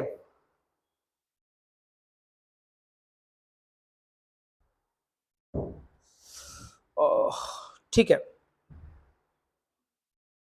ठीक है, अभी समझ में आया आप लोगों को, चलिए शुक्र है अभी आ गया समझ में, बहुत ही बढ़िया, थैंक गॉड। ओके सो ये हमारे आंसर्स हैं। अच्छा मुझे ये बताओ कि आप में से कोई ऐसा व्यक्ति है जिसके ये 6 के 6 बिल्कुल सही हो, कोई भी ऐसा व्यक्ति है क्या आप में से, हाँ भाई, क्या आप में से कोई ऐसा व्यक्ति है जिसके 6 के 6 यह सही हो, कृपया बताइए मुझे।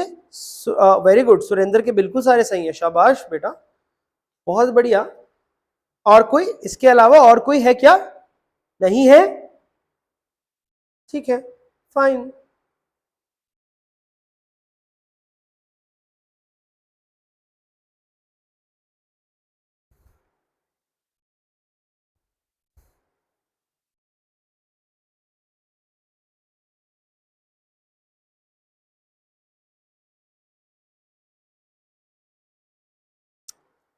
ठीक है जी। सो आई होप सारी बातें गायत्री के भी बिल्कुल सही है, शाबाश बच्चों।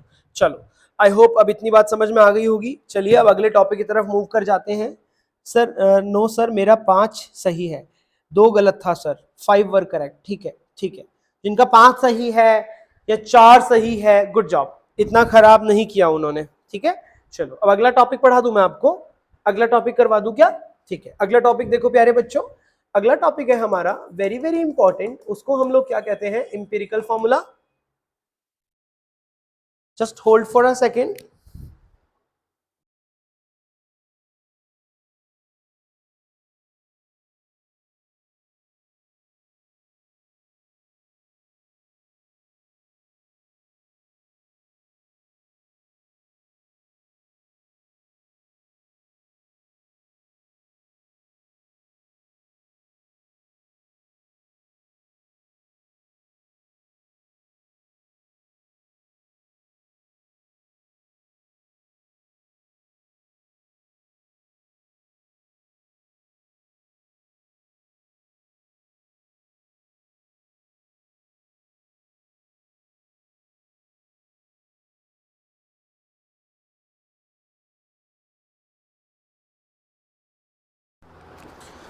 ठीक है बच्चों, अब हम अगला टॉपिक पढ़ने जा रहे हैं जिसका नाम क्या होता है? Empirical formula. Empirical formula and molecular formula.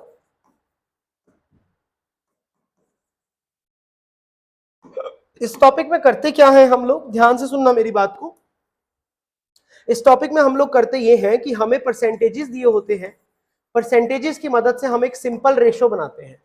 यही हमारा टास्क है, सिंपल रेशो बनानी है, यही हमारा गोल है। सही बात है, परसेंटेज दी होगी, सिंपल गोल बना, सिंपल हमें रेशो निकालनी है। ठीक है जी, अब देखो कैसे करेंगे। सबसे पहले ना आपने ये टेबल बनाना है। आप पहले लाइन में लिखेंगे एलिमेंट, दूसरी लाइन में लिखेंगे उनका वेट, और वेट बराबर कर देंगे परसेंटेज के, कोई चक्कर नहीं है। फिर अगले कॉलम में लिखेंगे आप उसका मोलर मास, मोलर मास, फिर आप लिखेंगे इसके मोल्स, है ना। मोल्स निकालने का तरीका आपको पता है, मोल्स कैसे निकालोगे तुम? Given mass divide bye molar मास, given mass divide bye molar मास। सही है, यानी कि इन दोनों चीजों को डिवाइड कर दोगे, फिर लास्ट में आएगी तुम्हारी सिंपल सी चीज, that is called as simple ratio. Simple ratio, ऐसा पूरा एक टेबल तैयार करना है आप लोगों ने, कुछ इस प्रकार का। ठीक है, और सिंपल रेशियो कैसे निकाली जाती है? सिंपल रेशियो निकालने की ट्रिक क्या होती है? Divide all the moles, divide all the mole, जितने भी आपके मोल्स हैं, moles bye smallest smallest number of moles. ठीक है जी, ये आपका कॉन्सेप्ट है।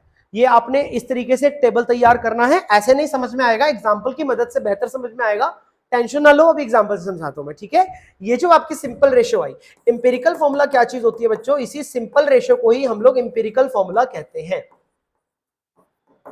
ठीक है, अब उसके बाद सवाल उठता है कि मॉलिक्यूलर फॉर्मूला क्या होता है? फिर मॉलिक्यूलर फॉर्मूला क्या होता है बच्चों? n multiply by empirical formula. इस इंपेरिकल फॉर्मूला को हम n से मल्टीप्लाई कर देते हैं। Now what is this n? What is this n? How will you find this n? n is equals to molar mass divide by empirical mass. ठीक है, चलिए अब क्वेश्चंस करेंगे, उससे ज्यादा बेहतर समझ में आएगा, आओ करते हैं। ठीक है जी, ये तो हो गया हमारा जनरल सा कॉन्सेप्ट। इस कॉन्सेप्ट किसी काम का नहीं है अगर आपको क्वेश्चन में अप्लाई करना नहीं सिखाया मैंने तो। चलो एक प्यारा सा क्वेश्चन लिख लेता हूं मैं, फिर हम लोग करते हैं इसको। ठीक है, सो एक क्वेश्चन कहता है हमें, कहता है an oxide of nitrogen, an oxide of nitrogen containing जिसमें क्या क्या है? कंटेनिंग 26%, उसमें 26% नाइट्रोजन है, 26% नाइट्रोजन एंड 74%, यानी कि बाकी का जो 74% है, 74% ऑक्सीजन। सही है, सही है, ये हो गया हमें। तो कहता है कैलकुलेट इट्स एम्पिरिकल फॉर्मूला। इसका एम्पिरिकल फॉर्मूला जरा कैलकुलेट करके दीजिए। ठीक है, ये मेरा क्वेश्चन है। आओ मैं करना सिखाता हूं आपको। देखो बच्चों, इसी टेबल का इस्तेमाल करूंगा मैं, element, weight, molar mass, moles, simple ratio, बस इन्हीं का ही हम इस्तेमाल करते हैं। आओ देखो कैसे करते हैं। सबसे पहले आपने लिखा यहाँ पे एलिमेंट्स, आपने टेबल में सबसे पहले एलिमेंट लिखा। मुझे बताओ बच्चों कौन से दो एलिमेंट है, एक तो है नाइट्रोजन, एक है ऑक्सीजन। ठीक बात है कि नहीं है, जल्दी बताओ फटाफट से। अब उसके बाद मैं यहां पर लिखूंगा इनका गिवन मास। गिवन मास के लिए मैंने आपको सिखा रखा है, जो भी इनकी परसेंटेज है वही इनका गिवन मास है। तो इसका गिवन मास कितना हो गया, 26 ग्राम। इसका गिवन मास कितना हो गया, 74 ग्राम। ठीक बात है। इसके बाद क्या लिखते हैं इनका हम लोग, मोलर मास। अभी मोलर मास नाइट्रोजन का आपको पता है कितना होता है, 14 ग्राम पर मोल, सही है। और इसका कितना होता है, 16 ग्राम पर मोल, 16 ग्राम पर मोल। अब उसके बाद अगली चीज क्या निकालनी थी मेरे को, मोल्स निकालने थे। सो मोल्स के लिए मैं क्या करूंगा, इनको दोनों को आपस में divide. So what do I gate 26 divide by 14, और यहां पे क्या मिल जाएगा, 74 डिवाइड बाय 16। ठीक है जी। जब मैं इनको डिवाइड करूंगा, so it is 26 divide by 14, ये आ जाएगा मेरे पास 1.85। ठीक है। और ये आ रहा है मेरे पास 4.62, कुछ इतना आ गया मोल्स, इतने मोल्स आ गए मेरे पास। आई होप आपको क्लियर हो गया होगा। अब निकालनी मेरे को सिंपल रेशियो। तो सिंपल रेशियो निकालने का सिंपल सा ट्रिक क्या होता है बच्चों, जो छोटे मोल्स आ रहे हैं उनसे सबको डिवाइड कर दो। अब इनमें से छोटा कितना आ रहा है, एक 1.85 है, एक 4.62 है, तो दोनों को 1.85 से डिवाइड कर देंगे। So it is 1.85 divide by 1.85, कितना आ गया, 1 आ गया। अरे बोलो भाई, समझ में आया कि नहीं आया, हाँ जी। और इसको मैं डिवाइड करूंगा, यानी कि 4.62 डिवाइड बाय 1.85, इसको सॉल्व करेंगे तो ये आ रहा है 2.5। ठीक बात है। तो यानी कि इससे मुझे क्या पता चला, देखो इससे क्या मिला, आओ सिखाते हैं आपको।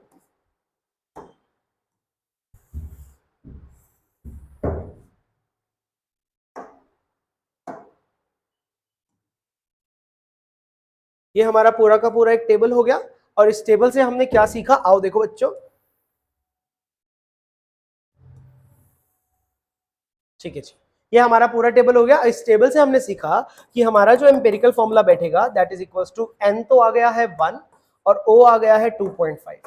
तो अब ये इस सिंपल रेशो तो लग नहीं रहा है ना, तो इसको हम लोग होल नंबर्स में कन्वर्ट करेंगे तो वह कैसा दिखेगा, n2o5। So this is my answer.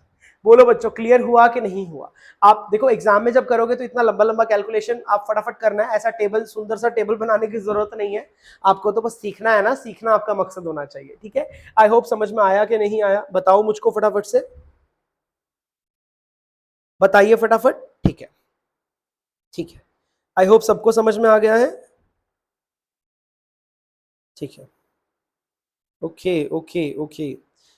मेरे वीडियो स्टार्टिंग से स्टार्ट हो जाता है, ओके। कॉनिका बैक करने पर स्टार्टिंग से चलने लगेगा, ओके। लगभग 30 सेकंड, ऐप री इंस्टॉल कर लो, ओके। हाँ अपनी बातें कर लो तुम, क्या जरूरत है मेरी बात सुनने की, अपनी बातें कर लो, बहुत बढ़िया। ठीक है, वेरी गुड, अपनी बातें करो ना। मैं तो यहाँ पे जो करूँ, जो तुम्हें चिल्ला चिल्ला के पढ़ा रहा हूँ, अपनी बात कर लो तुम। ठीक है, गुड, शाबाश।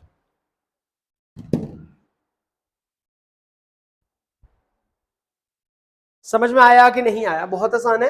अरे गायत्री यहाँ पे पूछ रही है सर n2 कैसे, अरे देखो ना गायत्री देवी जी, आपको आपको ऐसे कर लो ना, एक काम करो, मैं इसको ऐसे लिख सकता हूँ NO25/10। ठीक है। अभी 10 से मल्टीप्लाई करूंगा तो कैसा दिखेगा, ये दिखेगा N10O25। अरे 5 कॉमन ले लेंगे तो कैसा दिखेगा, N2O5। है ना, बात तो एक ही है। जैसे मर्जी तुम, जैसे मर्जी कर लो, है ना। ठीक बात है, बोलो क्लियर है। ठीक है, कैसे भी देख लो तुम, कान को कैसे भी पकड़ लो।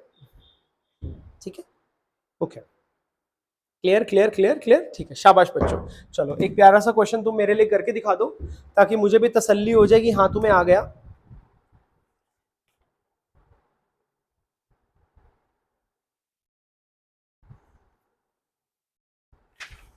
चलो एक क्वेश्चन ये है, ये वाला मुझे करके दिखाओ प्यारे बच्चों। सो द क्वेश्चन सेज, कहता है an organic molecule, organic molecule contains carbon 40%, oxygen 53.5%, 3% and hydrogen 6.67%. Calculate empirical formula and molecular formula if molecular mass is 180 AMU. करो, हरी अप, करके दिखाओ, करके दिखाओ प्यारे बच्चों. Do this for me. कीजिए please, do this, hurry up.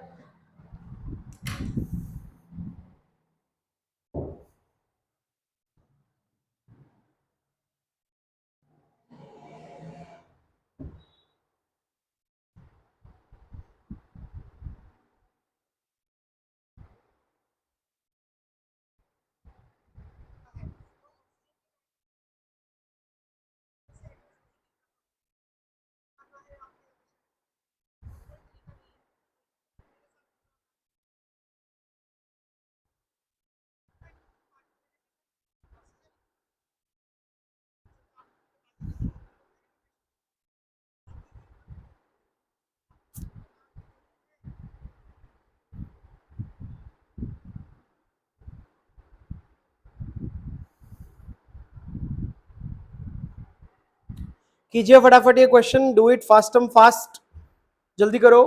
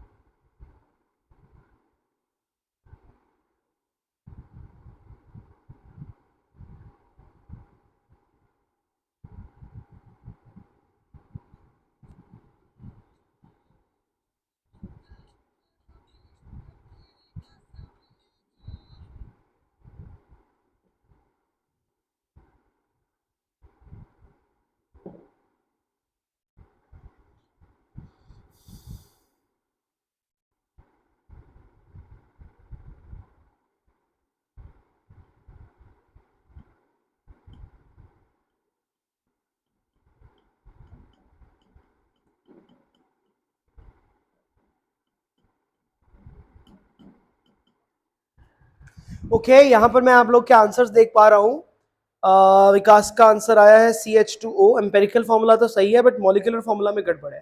देखो, आओ देखो कैसे करेंगे. ठीक है, चलो फटाफट से हम लोग अपना टेबल तैयार करते हैं. तो यहां पर मैं लिखूंगा एलिमेंट. एलिमेंट कौन कौन से हैं यहाँ पे बोलो? कार्बन है, ऑक्सीजन है, और कौन है? हाइड्रोजन है. सही बात है. अब यहां पर मैं लिखूंगा इनका गिवन मास. इनका गिवन मास कितना कितना है? कार्बन का गिवन मास ले लूंगा मैं 40, ऑक्सीजन का मैं ले लूंगा 53.3 और हाइड्रोजन का ले लूंगा 6.67. ठीक बात. अब इसके बाद अगली चीज हम लोग क्या लेंगे? अगली चीज हम लेंगे मोलर मास. कार्बन का हम लोग ले लेंगे मोलर मास 12, इसका कितना ले लेंगे? 16 और इसका ले लेंगे 1. सॉल्व करें इसको, अरे करें क्या, चलो आओ देखो। अब जब इसको हम लोग सॉल्व करेंगे तो यहां पर लिखेंगे सबसे पहले मोल्स। मोल्स कैसे निकालते हैं, 40/12, 53.3/16 एंड 6.67/1। इसको सॉल्व करेंगे तो ये आ रहा है 3.3, यह भी कितना आ रहा है 3.3, और यह कितना आ रहा है 6.6। सही बात है। अब यहां पे अल्टीमेटली क्या निकाली जाएगी, सिंपल रेशियो। तो छोटे मोल से डिवाइड कर दो, यानी कि 3.3 डिवाइड बाय 3.3, 1 आ गया। 3.3 डिवाइड बाय 3.3, 1 आ गया। 6.6 डिवाइड बाय 3.3, 2 आ गया। मजे आ गए, अरे मजा आ गया। बस अब इसके अंदर हम लोग सारी के सारी वैल्यूज को उठा के पुट कर दो और आपका काम चल जाएगा। मतलब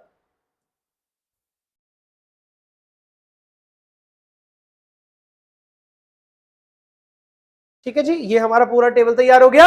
यानी कि सिंपल रेशियो के अकॉर्डिंग देखेंगे तो इंपीरिकल फॉर्मूला क्या बना, इंपीरिकल फॉर्मूला बना बच्चों, that is equals to C1H2O1। ये हमारा बन गया इंपेरिकल फॉर्मूला। ठीक बात है। अब इन्होंने साथ ही साथ मेरे से क्या मांगा है, मॉलिक्यूलर फॉर्मूला भी मांगा है। और हमें मालूम है कि मॉलिक्यूलर फॉर्मूला कैसे निकाला जाता है। मॉलिक्यूलर फॉर्मूला, मॉलिक्यूलर फॉर्मूला कैसे लिखा जाता है, that is equals to N multiply by empirical formula, है ना। तो N कैसे निकालते हैं, N निकालते हैं molecular mass, molecular mass divided by empirical mass. ठीक है। अब इसके अंदर हम वैल्यूज को पुट कर देते हैं। सो मॉलिक्यूलर मास आज हमको दे रखा है 180, इंपेरिकल मास इसकी मदद से निकाल लेंगे तो कितना आ जाएगा, 12 प्लस 2 14 प्लस 16 यानी कि 30 आ गया। तो एक कट के मेरे पास n का वैल्यू कितना बैठा, n का वैल्यू बैठा 6। So molecular formula is equals to 6 multiply by CH2O। तो फॉर्मूला क्या बनेगा, दैट इज C6H12O6, यानी कि क्या है, दिस इज ग्लूकोज। बोलो भाई समझ में आया कि नहीं आया, इज इट क्लियर और नॉट क्लियर, बोलो फटाफट बता दो मेरे को। ठीक है। एम्पेरिकल मास कैसे करें, अरे बहुत इजी है, एम्पेरिकल मास के लिए सबको कर लो, जोड़ लो। ठीक है, एम्पेरिकल मास के लिए एम्पेरिकल फॉर्मूला से मास निकाल लो। हाँ जी गायत्री समझ आया बेटा, एम्पेरिकल मास तो बहुत इजी है, एम्पेरिकल फॉर्मूला किसने निकाला तुमने, एम्पेरिकल फॉर्मूला का इस्तेमाल करो, एम्पेरिकल मास निकाल लो, सिंपल।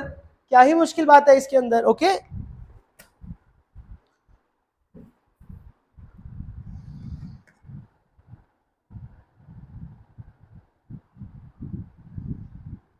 ठीक है जी,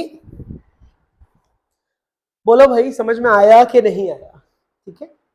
So this was our concept of empirical mass and molecular mass. Sorry, empirical formula and molecular formula.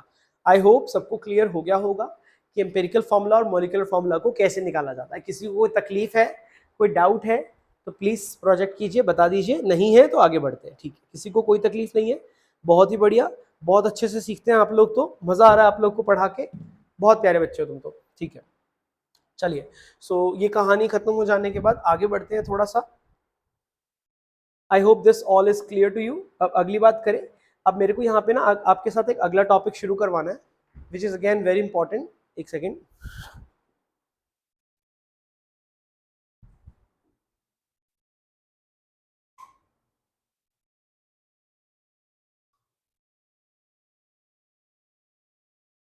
सो बच्चों I would like to take a very fresh topic, एकदम नया और तड़कता भड़कता टॉपिक मैं यहाँ पे उठाना चाहता हूँ।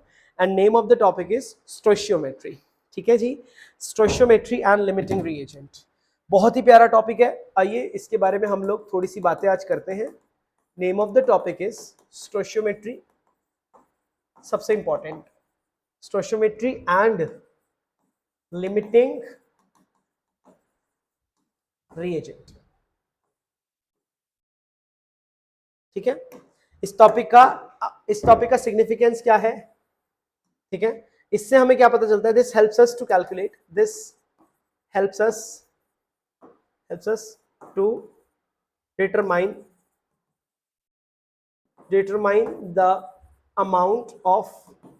amount of any reactant consumed, भाई कितना reactant consumed होगा, और the amount of any product formed, और कितना यहां पर प्रोडक्ट बनेगा। ठीक बात है public, this is very very important topic है ना। और स्टोशियोमेट्री की मदद से हम लोग आसानी से पता लगा सकते हैं कि जैसे मान के चलो मैं बोलूं कि 10 ग्राम ए का लिया, 10 ग्राम बी का लिया, उससे सी बन रहा है, सी कितना बनेगा। तो जब भी ऐसे क्वेश्चन आ जाए ना, तब हमें स्टोशियोमेट्री का सहारा लेना पड़ता है, ठीक है। और इसी में एक और टर्म लिखा मैंने जिसका नाम है लिमिटिंग रिएजेंट। अब ये क्या चीज है, इस लिमिटिंग रिएजेंट को मैं एलआर से संबोधित करूंगा। एलआर, ठीक है। एलआर का मतलब क्या होता है, the reactant species, the reactant species which is not in excess, जो कि एक्सेस में नहीं है, ठीक है। और एक बात और ध्यान रखनी है आपने, the amount of product formed is always governed by LR। LR he decide करेगा कि कितना अमाउंट ऑफ प्रोडक्ट बनने वाला है, ठीक है जी। ये तो हो गई बहुत ही घिसी पिटी डेफिनेशंस, कुछ भी नहीं है इसके अंदर। आओ काम की बात करते हैं। मैं आपको सीधा ट्रिक लिखवा रहा हूँ, बहुत शानदार ट्रिक है। क्वेश्चन कैसा भी हो, तुमने यही ट्रिक लगानी है और तुम्हारा आंसर कभी भी गलत नहीं आएगा, मैं तुमसे वादा करता हूँ। ट्रिक क्या है, trick for doing stoichiometric calculations. Stoichiometric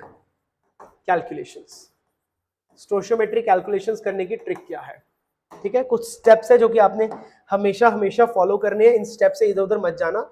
step number 1 क्या है, राइट द, और भी मेथड है। देखो स्टोशियोमेट्री का क्वेश्चन करने के कई मेथड होते हैं, पीओएसी मेथड होता है, फलाना ढिमकाना, इडियोमेट्री होता है, बहुत मेथड्स होते हैं। लेकिन मैं पूरे चैप्टर में सिर्फ यही वाला मेथड फॉलो करूंगा और ये सबसे आसान है। सो आप लोगों को भी पहले कोई मेथड पता है तो वेल एंड गुड, बट अगर आपको डाउट्स हैं तो अपने पुराने मेथड्स को प्लीज भूल जाना। जो मैं सिखा रहा हूं फोकस उस पर करो, क्योंकि आसान है और जल्दी होगा। मैं वो नहीं कह रहा कि आपको मेथड्स गलत है, बट लंबे हैं। This is the shortest method जो मैंने बनाया, ठीक है। So write the balanced chemical equation. सबसे पहले आप एक बैलेंस्ड केमिकल इक्वेशन लिखिए, ये सबसे पहला काम होना चाहिए, ठीक है। नंबर स्टेप 2, अगर इक्वेशन है तो, अगर स्केलेटल इक्वेशन है तो बैलेंस करिए, और अगर इक्वेशन ही नहीं है तो पहले इक्वेशन लिखिए। सबसे पहला काम यही होना चाहिए। नंबर 2 पे क्या करना है आपको, नंबर 2 पे आपको ये करना है, find the number of moles, find the number of moles wherever possible, ठीक है, ठीक है। मतलब क्या है इस बात का, नेवर डील इन ग्राम्स और वॉल्यूम। आपने इनमें डील नहीं करना। हमेशा सबसे पहले आप क्या निकालेंगे, मोल्स निकालेंगे। मोल्स निकालना बहुत इंपॉर्टेंट है, मोल्स नहीं निकले तो सब कबाड़ा हो गया, ठीक है। Third, find limiting reagent. इसके बाद आप पहचान कीजिए कि लिमिटिंग रिएजेंट कौन है। अगर आपने ये नहीं किया तो सब गड़बड़ हो जाएगी। Find the limiting reagent. अब लिमिटिंग रिएजेंट की पहचान कैसे की जाती है, लिमिटिंग रिएजेंट की पहचान होती है, इसकी पहचान का क्या तरीका होता है, स्मॉलेस्ट वैल्यू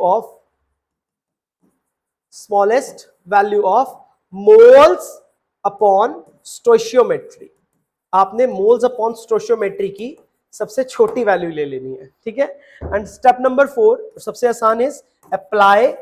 लास्टली आपने क्या करना है, अप्लाई यूनिटरी मेथड लगा देना है आपने, जो कि बचपन में सीखते थे। Unitary method with respect to limiting reagent, with respect to LR, ठीक है। अभी ये लिखने से कुछ भी समझ में नहीं आएगा, जब मैं इसको क्वेश्चन पे अप्लाई करना सिखाऊंगा तभी इसकी मेन बात समझ में आएगी, ठीक है जी बच्चों। सो इसका एप्लीकेशन बहुत लंबा है, कल हम लोग इसका एप्लीकेशन सीखेंगे। आज के लिए इतना बहुत है। आई होप आपने आज का लेक्चर एंजॉय किया होगा, आपको समझ में आया होगा कि हमने क्या क्या पढ़ाई करी आज। अभी स्टोशियोमेट्री को मान के चलो कि मैंने नहीं स्टार्ट किया है, ठीक है। Stoichiometry is pending. सर इससे क्वेश्चन जैम 2023 में आया था। सुरेंद्र किससे आया था क्वेश्चन, कहां से आया था क्वेश्चन जैम 2023 में, बता दो एक बार बेटा, प्लीज बताओ, सबको एक बार बताओ कि जैम में कहां से क्वेश्चन आया था, कौन से टॉपिक से क्वेश्चन था जैम में।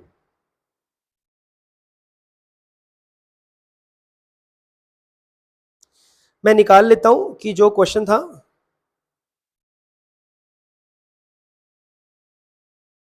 ठीक है जी।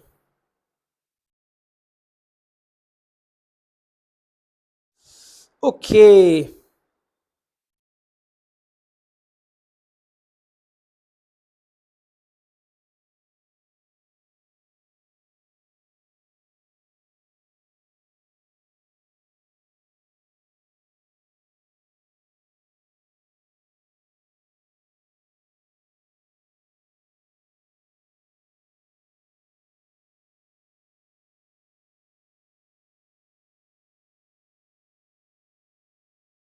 ठीक है जी। सो यहाँ पर क्वेश्चन पेपर है, आप लोग बता दीजिए मुझे कौन सा क्वेश्चन था, मैं एक बार देख लेता हूँ। ठीक है सर, यूनिटरी मेथड में प्रॉब्लम आती है। अरे चिंता ही मत करो, चिंता ही मत करो, चिंता ही मत करो, घबराने की बात ही नहीं है। ऐसा सब तगड़ा हो जाएगा ना तुम्हारा यूनिटरी मेथड। ठीक है, डरोगे मत एलआर से। एलआर तो तुम्हारा मैं ऐसा सेट कर दूंगा ना, मजा आ जाएगा तुमको। ठीक है, और जो जैम का क्वेश्चन ये बोल रहा है विष्णु, ये भी मैं करवाऊंगा। ठीक है, सो आई थिंक आया हुआ है क्वेश्चन। ठीक है, I will see to it, I will see to it, where is the question. ठीक है, जहां पर भी होगा मैं I will check out the question and मैं ये क्वेश्चन जरूर करवाऊंगा। ठीक है, सो बच्चों आई होप आपने आज का लेक्चर एंजॉय किया होगा एंड सीखा होगा, और आपने एक्चुअली खुद भी न्यूमेरिकल प्रैक्टिस किए होंगे, because practising is very very important. ठीक है, मेरे क्लास में पेन पेपर लेके बैठा करो, प्रैक्टिस चालू रखो, तुम्हें कोई नहीं रोक सकता। तुम्हारा इतना अच्छा होल्ड बन जाएगा ना फिजिकल केमिस्ट्री पे, ये छोटे छोटे टॉपिक्स बड़े काम आते हैं बच्चों। ठीक है ना, मैं आपको काफी सारी चीजें पढ़ा दूंगा मोल के अंदर ही, बिना आपको रियलाइज भी नहीं होगा। काफी सारी चीजें कर लेंगे हम लोग मोल के अंदर। जैसे जैसे आपने मेरा पढ़ाने का पैटर्न देखा ही है, हमने पहले भी कुछ चैप्टर्स किए हैं, तो इसमें भी हम लोग बहुत मजा करने वाले हैं। आई होप आप लोग इसी एनर्जी के साथ, इसी उत्साह के साथ बढ़ते रहेंगे आगे, और घर पे क्वेश्चन प्रैक्टिस करते रहोगे। ठीक है, now you have my number, call me, firstly text me, drop a message. ठीक है, and then call me. Okay, if any problem I am going to help you out. ठीक है, जहां भी दिक्कत आए प्लीज पूछो, अपने डाउट्स को क्लियर करते हुए आगे बढ़ते चलो, और बिंदास एकदम एग्जाम दो, ताकि तुम्हारा मस्त एकदम रैंक आ जाए। ठीक है जी, आप भी खुश, हम भी खुश, सब लोग खुश, है ना। मेहनत हम करवाएंगे, लेकिन करनी तुम्हें ज्यादा है, हमसे ज्यादा मेहनत तुम्हें करनी है। ठीक है, मुझे सब कुछ नहीं पढ़ाना, मेरे को तो कुछ चुनिंदा टॉपिक्स है जो करवाने हैं, आपको तो सब कुछ ही पढ़ना है ना बच्चों, और डेप्थ में पढ़ना है अच्छे खासा लेवल का, क्योंकि एग्जाम जो है वो अच्छे खासे लेवल का आ रहा है, ऐसा नहीं है कि बहुत आसान दे रहे हैं, तो आप लोग को मेहनत करनी पड़ेगी। ठीक है जी, बुक्स ले लो जो मैंने बोली है, प्रैक्टिस करना शुरू करो। The more you practice the more you will get comfortable looking at the questions. ठीक है जी, अदरवाइज आप क्या करते हैं, नोट्स नोट्स नोट्स नोट्स पढ़ते रहते हो, एग्जाम टाइम पे क्वेश्चन सर पे फूटता है तुम्हारे, और दिक्कत होती है फिर, है ना। I can understand, so please practice किया करो साथ साथ। ठीक है जी, okay, so thank you very much, thank you बच्चों। ठीक है, सो आई होप आपने एंजॉय किया होगा। That is all for today, I am ending the session. Thank you.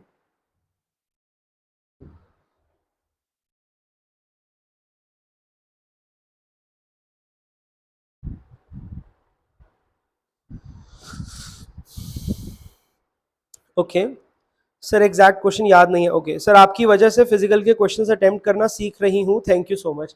Gayatri, I am so blessed की, thank you for such a lovely compliment. ठीक है। कॉनिका कहती है thank you is my favourite slide, ए लड़की। ठीक है, चलो गुड, चलो बाय बाय गाइस।